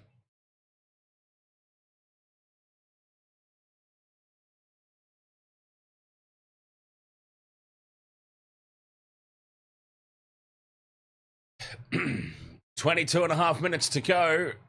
Sharks leading 30 points to 0. It's a riot at the moment. The Raiders are your second team. Oh, wow.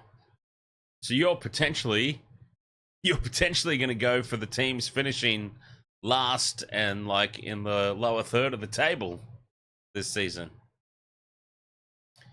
Kick in behind Kennedy. He lets it run into touch.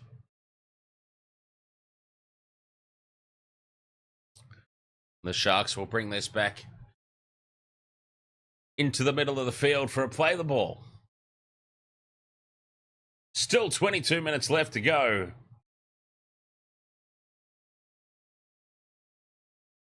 Plenty of time for more points. There's even time, honestly, for a comeback. Let's not rule that out.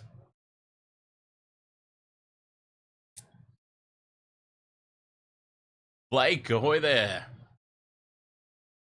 Yeah, right. You went for the Raiders well before you went for Parramatta. On the live ladder, as it stands right now, the Sharks go to the top of the table. The Raiders drop out of the eight into ninth place behind the Bulldogs.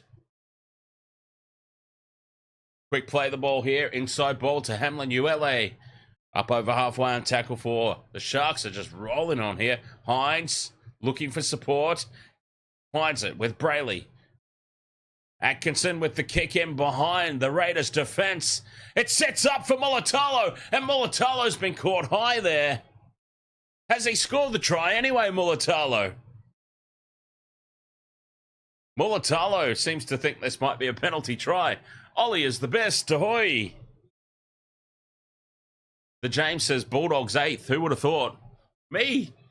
I've been predicting the Bulldogs for the 8 for the past 4 years. Well, 3 years.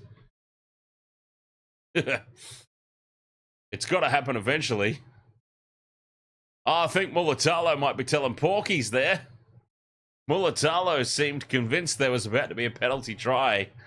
Don't know why, having seen the replay. He was pretty sure of it, though. But yeah, absolutely nothing in that other than great defense from James Schiller. Mulatalo telling Porkies out there on the wing. And a penalty now to the Raiders for a leg pull. Sharks have just got to be careful here. They don't want to drop off the intensity just because the game's in the bag. Oh, look at Ricky up there, the sourpuss. Crack a smile, Ricky, will ya?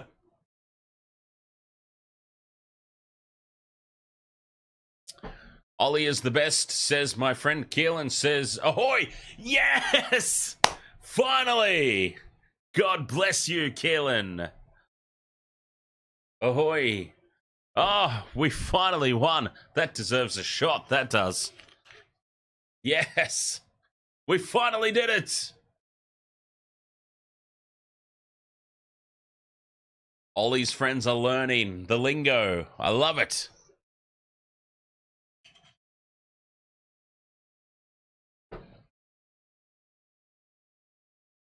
$19 minutes to go in this one. Raiders back on the attack. Tackle 4, 5 meters out from the Sharks line.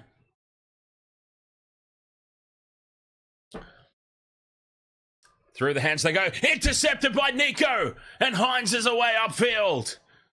He doesn't have the pace. He'll surrender just short of the halfway line.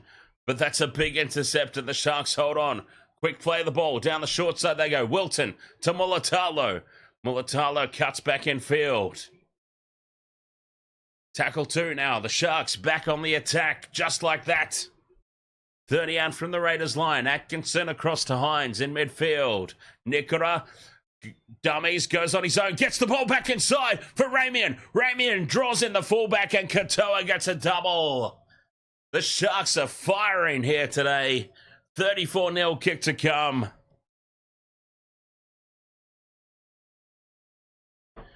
What an impressive performance it is. Back-to-back. Two teams that they traditionally struggle with here, the Sharks, the Cowboys and the Raiders. And they've come out and absolutely smoked both of them.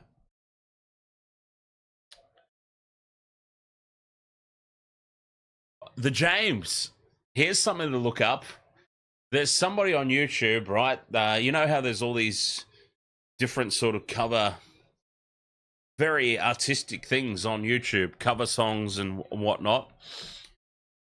There's this guy. It's actually really good. It's probably, I wouldn't say that I'm a fan of the channel, but there is one really, really good one that he does, which is if Korn sang Bop by Hanson. Well worth looking up. Well worth looking up. So this dude plays all the instruments himself, does the vocals himself, and he does this cover version of Bop in the style of Korn, and it's fabulous.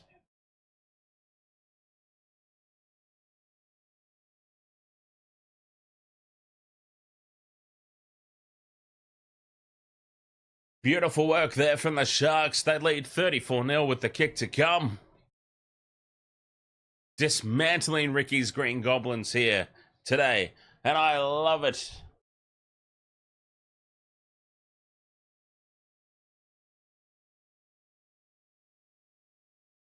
Hines with the conversion attempt. It's hooking back. It's hooking back. It's through.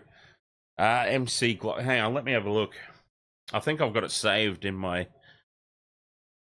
I liked it so much, I've got it saved.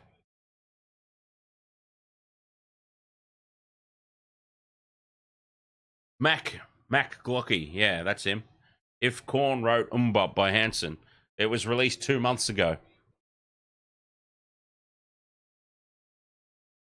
Dude with short hair and glasses.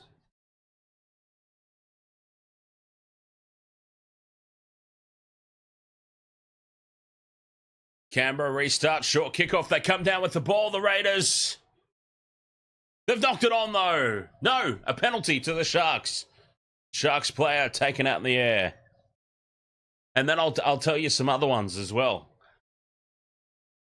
I've got some other ones as well. I love all that stuff. I love all that cover stuff that people do. There's a lot of really, really goddamn talented people out there doing some really good things.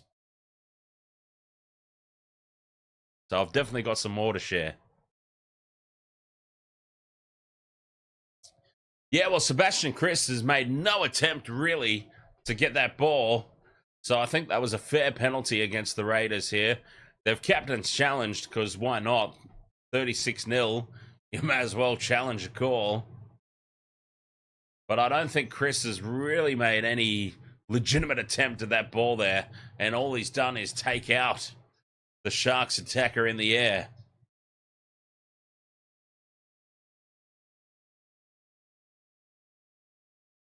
I don't think he has a lot to stand on there in a court of law. Seb Chris.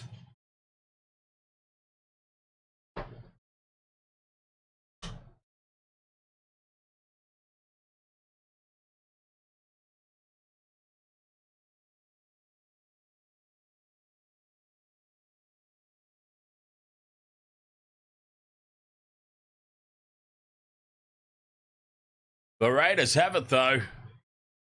The Sharks failing to find touch.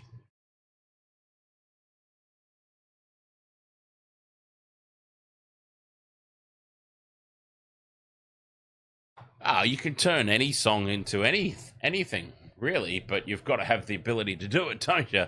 I couldn't do it.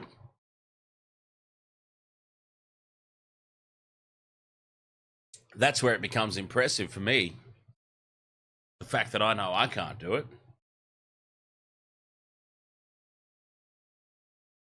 But the fact that people do it, and do it quite successfully, like one of the greatest ones, the absolute best, the single best cover in the style of video, I think, that exists on the entirety of YouTube, is there's a dude, his name escapes me, Andre, it sounds Russian, I think his name, Andre Pavlova or something, Pavlova. I think it's Andre something. He does a cover of Metallica's Master of Puppets in the style of Muse. And if you didn't know this was a cover video on YouTube of just some random, extremely talented guy, you would swear it was actually Muse. Muse have done a cover version of Master of Puppets. Ollie is the best, says my girlfriend. Jacqueline says, ahoy! Yes! Oh! Ahoy, Jacqueline. This is brilliant. The lingo is catching on. Finally. Yes! That's worth another shot, that is.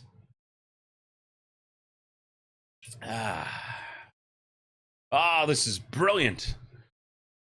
Spreading the ahoy far and wide. The Sharks are on the attack again here. 36-0. They lead. 14 minutes to go. Oh, actually, I'll tell you that guy's name.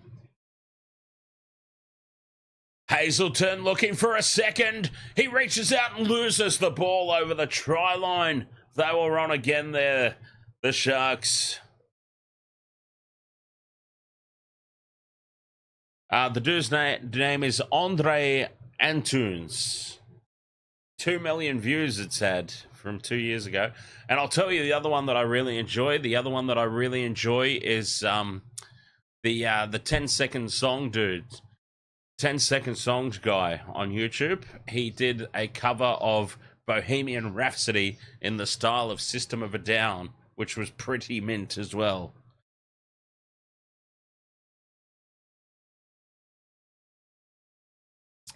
But yeah, I love that sort of stuff. I love looking up stuff like that. It's great. Very, very enjoyable. 14 minutes to go here in this game. The Sharks are leading 36 points to 0. Nowhere near Pavlova at all, no. Not even close. Andres Antunes. Short restart here for the Raiders. They lose it forward. Sharks ball. Full set of 6 incoming now. The Sharks. Oh, can they put 50 on? 50 on Ricky's Green Goblins would just be a gift from God at this point.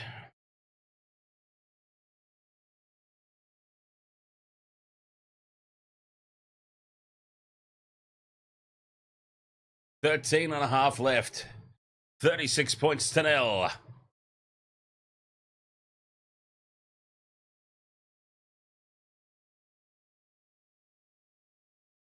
Hines holds the pass up. He's crunched in the tackle. Great defense there from KO Weeks. Wilton to McInnes, who's back on. Tackle 2. 5 out from the line here, the Sharks. Just to the left of the posts. And left is where they go. Brayley to Hines. Hines holds the pass up again. Wilton, well wrapped up. Tackle 3. Hines again out the back to Williams. Williams almost fights through. 5th and last now, the Sharks, a couple of meters short. Hazelton on the decoy. Out the back they go to Ramey and pops it out to Katoa. Katoa cuts back in field. He's caught a couple of meters short. Ramian from dummy half.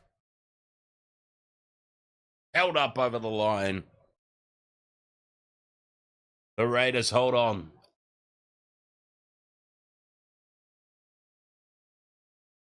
Cat Lego said, Raiders give us. Raiders give us what? The James says, did you know the lead singer of Korn is a Christian? Blew my mind. I don't think so, the James, but Brian Head Welsh. Brian Head Welsh. He's a Bible basher.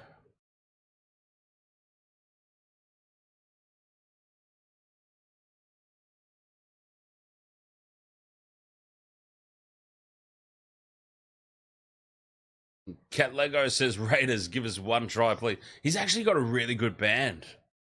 Brian Head Welsh from Korn, because he left Korn at one point because he found religion, but then he decided, you know what? I could do both. But he started his own band for a while there called... Ooh, it was really good, but it was basically Kmart Korn. But it was good. I enjoyed it. Ooh, okay. I've got to look this up. Brian Head Welsh. Brian Head Welsh band. Love and Death. Yeah. So Brian Head Welsh, the one of the guitarists from Korn, he found Christ, right? Left Korn, started a Christian band, which was Kmart Korn, called Love and Death, and then ultimately ended up returning to Korn because he decided, you know what? I can still be Christian and associate with my mates in a band that's not Christian. And, yeah.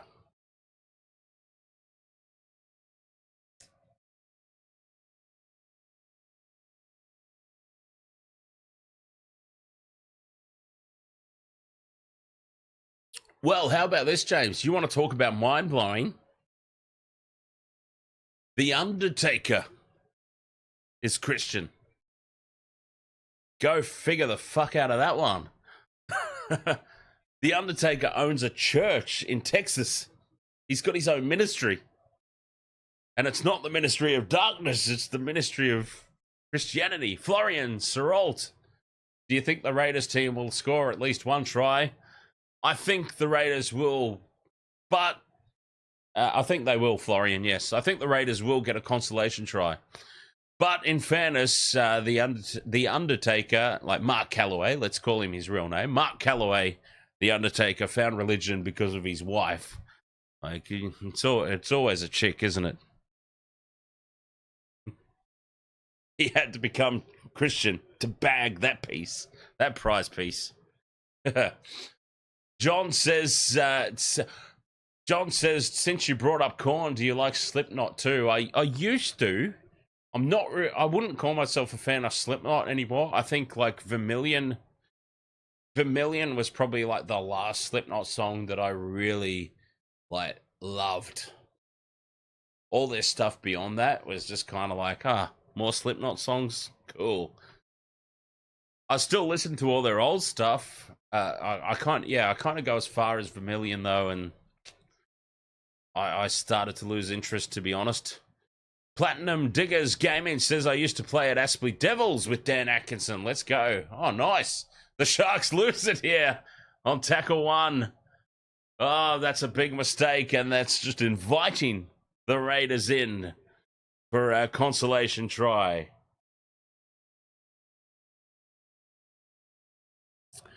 The James says he has a page boy these days and not a pallbearer. I love it. That's nice. Scrum down here for the Raiders. 10 meters out from the line in front of the posts. They dummy right, they go left. Weeks takes it into contact on his own. Yeah, man, Mr. Ed's dead. Undertaker has a ministry in Texas.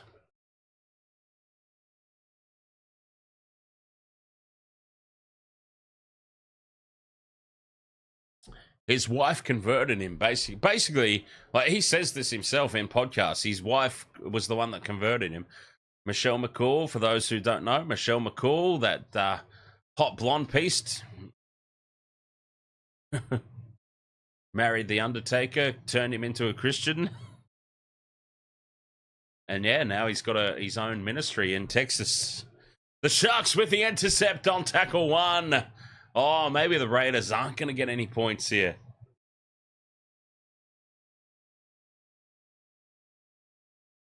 Look, honestly, even if religion is not your thing, and respect to everyone, Christian, Muslim, fucking whatever, I don't care. I'm not atheist,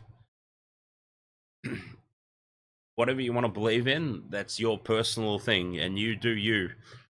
Whether you're interested in religion or not, The Undertaker does a fantastic interview that I highly recommend looking up. Just to hear The Undertaker, like, real talk. So he's done this series of interviews with...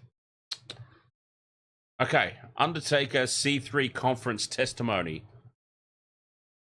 There's some short versions, there's some longer versions. Whether you're into religion or not, I highly recommend checking it out because they were just really interesting interviews. And that is where he specifically talks about where Michelle, his wife, got him into religion.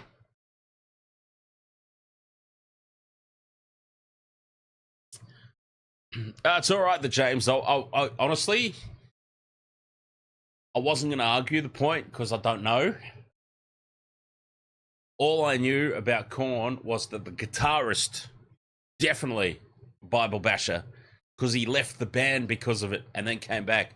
And then he started that, everything that I talked about earlier. Jonathan Davis, I don't know, because maybe he came back and converted him. I don't know. I didn't know that. I haven't been following. So I wasn't going to get into it until I had a chance to look up. But the James has gone, no, I was wrong. Jonathan Davis was influenced by Jesus Christ Superstar, the album. That's straight through now goes Kiolaro. Support. He goes on his own, though, the great big goof. He had support from Mulatalo outside, unmarked. They've bombed one here, the Sharks. It's still on, though. Ramian fights through, reaches out and scores. Jesse Ramian will score. 40 points to nil, kick to come. I think he was raised in a Catholic family, though, the James. Speaking of Jonathan Davies, or Jonathan Davis, I should say. Jonathan Davies, I think, is a Welsh rugby union player. Jonathan Davis, lead singer of Korn. I think he was raised in a Catholic family. If I'm not mistaken, one or two of the songs are actually like subtly veiled lyrics about being diddled by a priest. Which makes sense.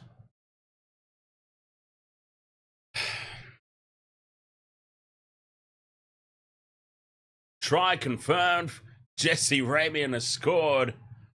40 points to nil. Kick to come. Brian Head Welsh, though, the James from Korn. Definitely Bible basher.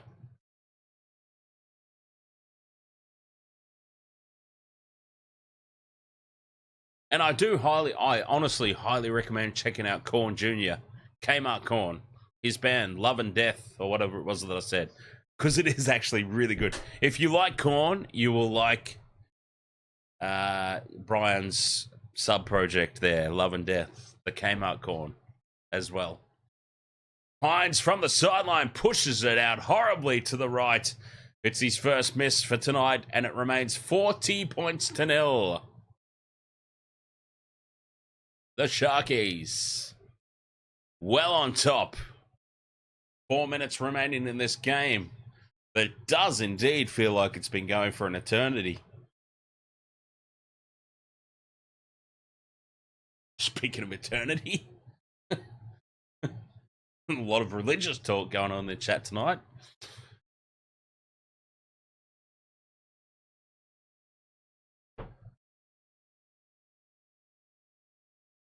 Four minutes left, though. 4 minutes left of this torture to continue for Ricky's Green Goblins. The Sharks' next 5 matches: Dragons, Storm, Rooster, Panthers, Eels. They might win 2 of those. Sharks might win a couple of those.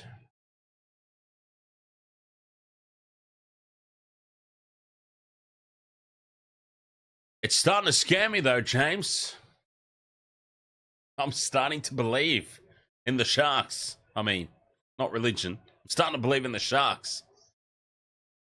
They are giving me faith that they might actually be the real deal this season. And that scares me a lot. 5th and last now. 5 meters out. The kick from Atkinson, taken on the full at the back by Chevy Chase Stewart.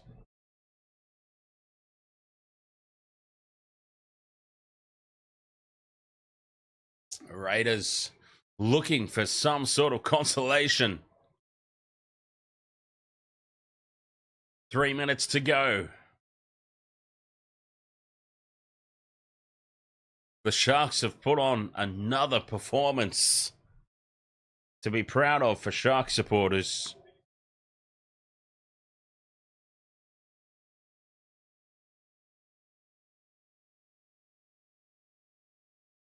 I'm getting so scared. I really am. As the Raiders offload on halfway. A kick on tackle 4. Kennedy takes it on the full and brings it back for the Sharks. Whoa, when was the last time the Raiders were last held to 0 against the Titans in round 2, 2013?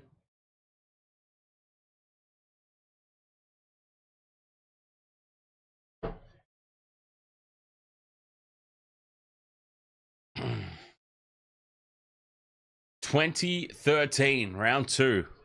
The last time that the Raiders were held to donuts. Oh, please let the Sharks have that record. The Sharks deserve it. 5th and last. Hines down the short side. Holds the pass up for Kafusi. Offloads back to Kennedy. Taps it back to Brayley. He's knocked it on.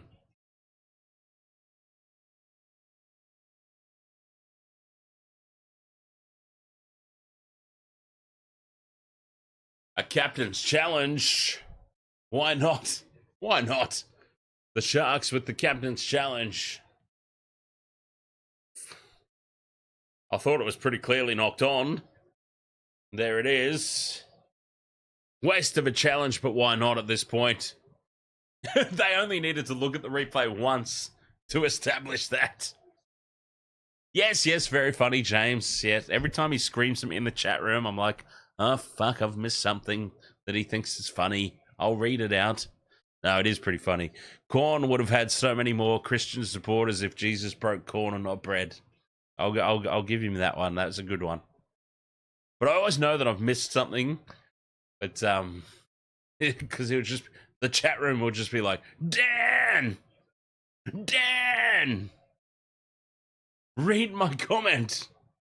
Ah, that was a good one. I'll give you that one, James. Raiders have 1 minute left to try and bag a consolation try here.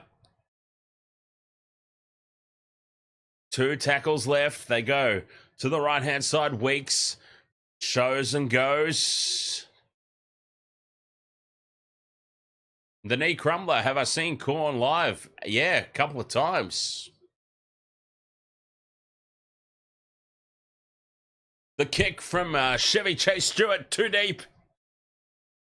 25 seconds to go. The Sharks have the ball back, and it looks like the Raiders are being stuck on donuts here tonight for the first time since round 2, 2013 against the Titans. Nice.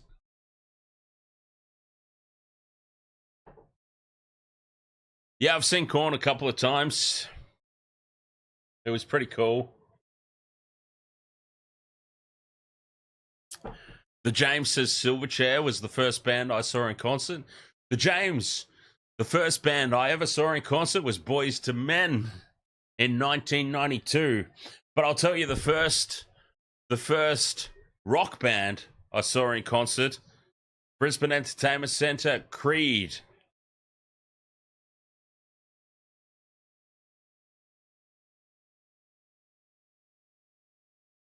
Creed were the first rock band I went and saw live. The Knee Crumbler says you went to see Boys to Men as well. Your sister won tickets. Nice.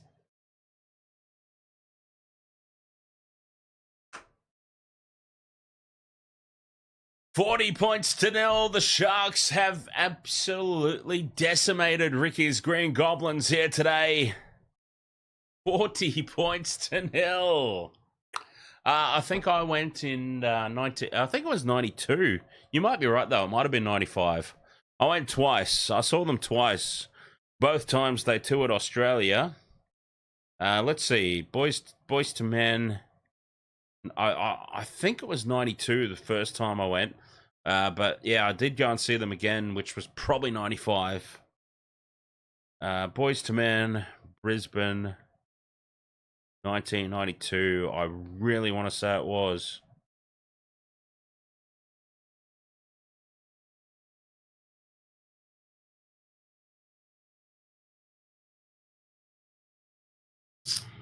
Yeah, 92. So yeah, 92 was probably the first one, and then I would have gone to the next one, which would have been 95. I don't know. I've seen Boys to Men quite a few times. I saw the most recent time I saw Boys to Men.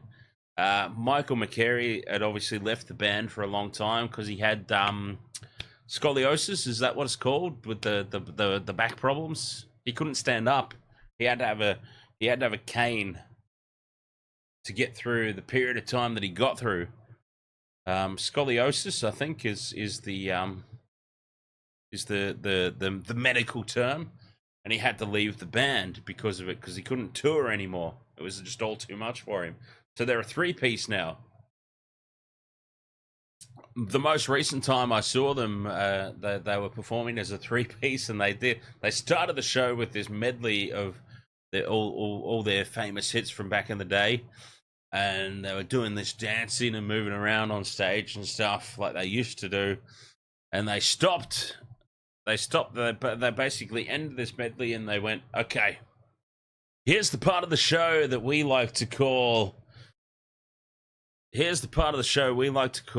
stalling, because it's not 1995 anymore. And we're all old. So we need to get our breath back and just relax things a bit for the upcoming songs. Big Day Out is not a thing anymore, Near Crumbler, no. Mr. Ed's Dead says, seen Korn back when they were doing big city fairs, Monsters of Rock and like shows. James, your first CD was Hanson. Nice. My first CD was U2, actually. I think the very first CD I ever owned, because CDs became a thing. When CDs first came out, I was still buying cassettes.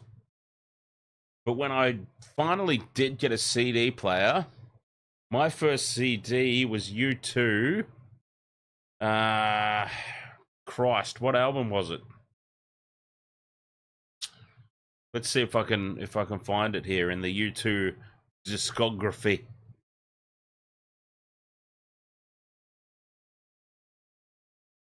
Because U2 was my first CD. I was buying cassettes all up to oh, here we go.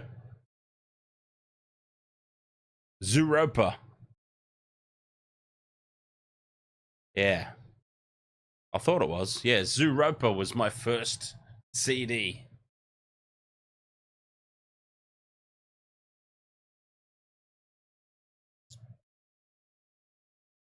What's my favorite Wiggles track? Mashed Potato.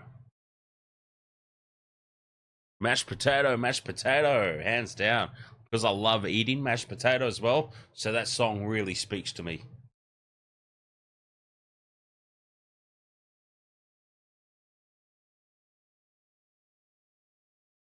Answer me then. Oh, my favorite Boys to Men song.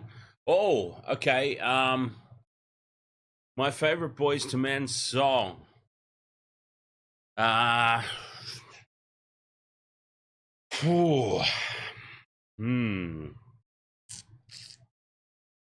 it's probably not what you think. I'm not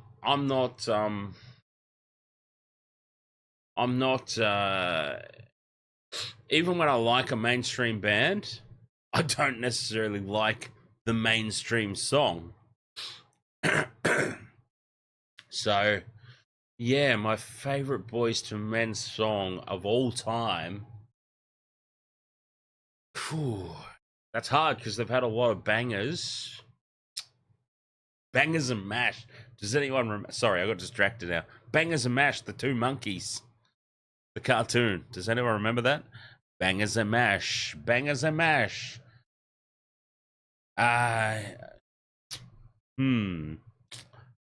Favorite Boys to Men song? Probably, I want to say maybe Water Runs Dry or 4 Seasons of Loneliness is where I'm going to go with that one. Banana Man, that was another cartoon. UFC, ahoy there, mate. You're at dinner with your sister and her husband. and would like you to say hello, well, I'm not going to say that. Why would I say that? I'm going to say, ahoy! Ahoy there to UFC's sister and her husband. Hello. And this, how long have you been here, UFC? And you're trying to get me to say hello. Hello. Ahoy there to UFC's sister and husband. Her husband.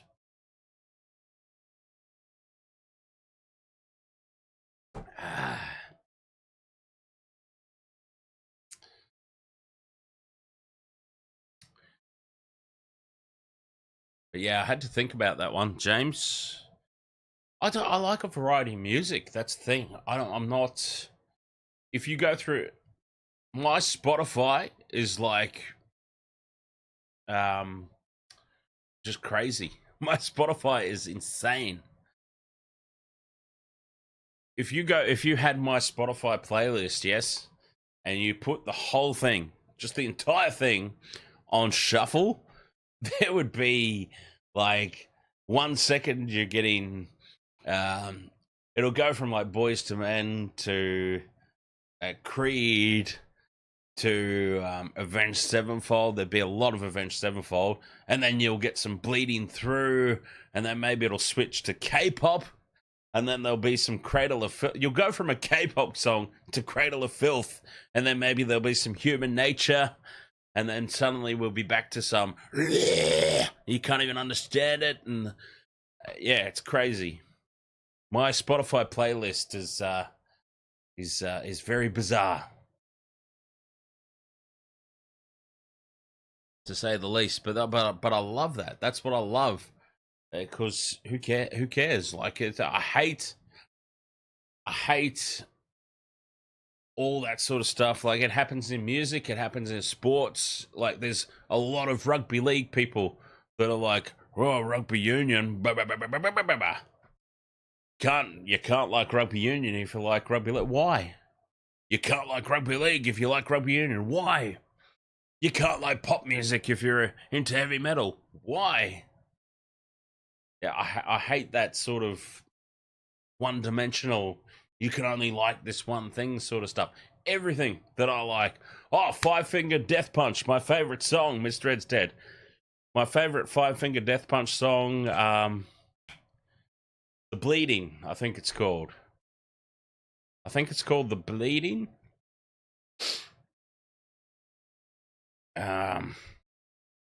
Hands down, my favorite Five Finger Death Punch song.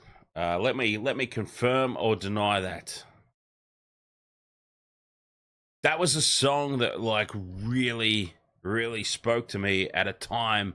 That it was a period of time that I was going through in a relationship that I was in at the time, and that song just got me through, man.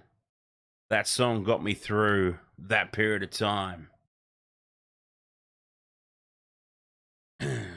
Jonathan Manson says a similar score could be repeated tomorrow between Hull FC and Leeds. Hull FC is in dire straits in the Super League. I would love nothing more than to cover the Super League games. I just don't have access to them. I don't have really anywhere to watch them. Well, I've got somewhere that I could watch them, but I would be so delayed that it would almost be pointless me streaming them, if that makes sense. Because I'd be patching into a perfectly legal stream. But those are always a little bit delayed, or a lot delayed, actually. Those are always like a minute behind, and so it'd be kind of pointless me even trying, but I would be keen if I could figure it out.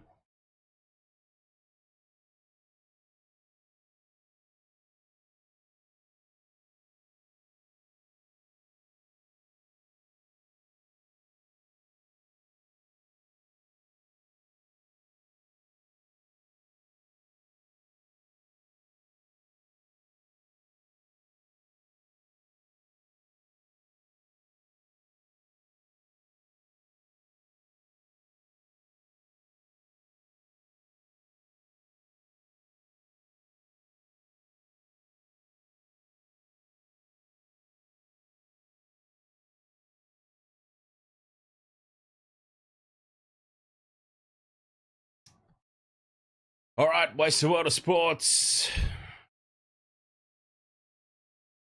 I'm starting to get tired, and it seems like the chat room's dying down a little bit as well.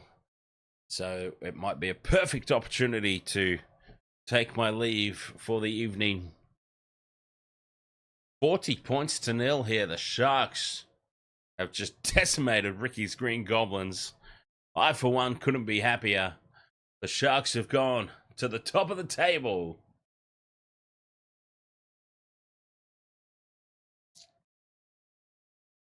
A fabulous, fabulous position for them to be in. And the Raiders are now dropped out of the top 8, sitting in 9th. Mr. Ed's Dead says, I grew up listening to old 60s, 70s, couldn't get into disco, so went underground. Black Flag, Dead Kennedys, Ramones, and so on. And I'll tell you what, I had a merchandise store. Right? And, Black Flag t-shirts still to this day sell. Ollie is the best, says my mate Aaron, says ahoy. Oh, freaking finally it's caught on. Ahoy there, Aaron. Cheers.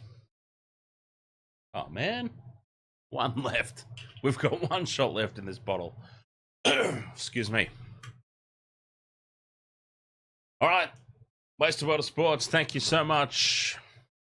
It's been a pleasure as always. I will take my leave now. And, well, that was the last game of the weekend, so interesting. It's only 6 o'clock. Feels way too early.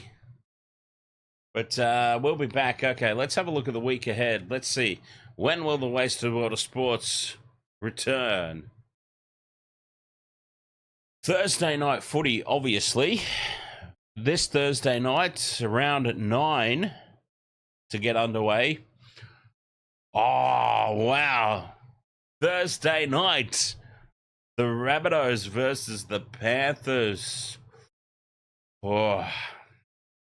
The Rabbitohs will be desperate, but the Panthers are the Panthers. So that'll be Thursday night footy. Coming up this week, that'll be the next stream. Panthers, Rabbitohs. Thank you so much for your company for this one.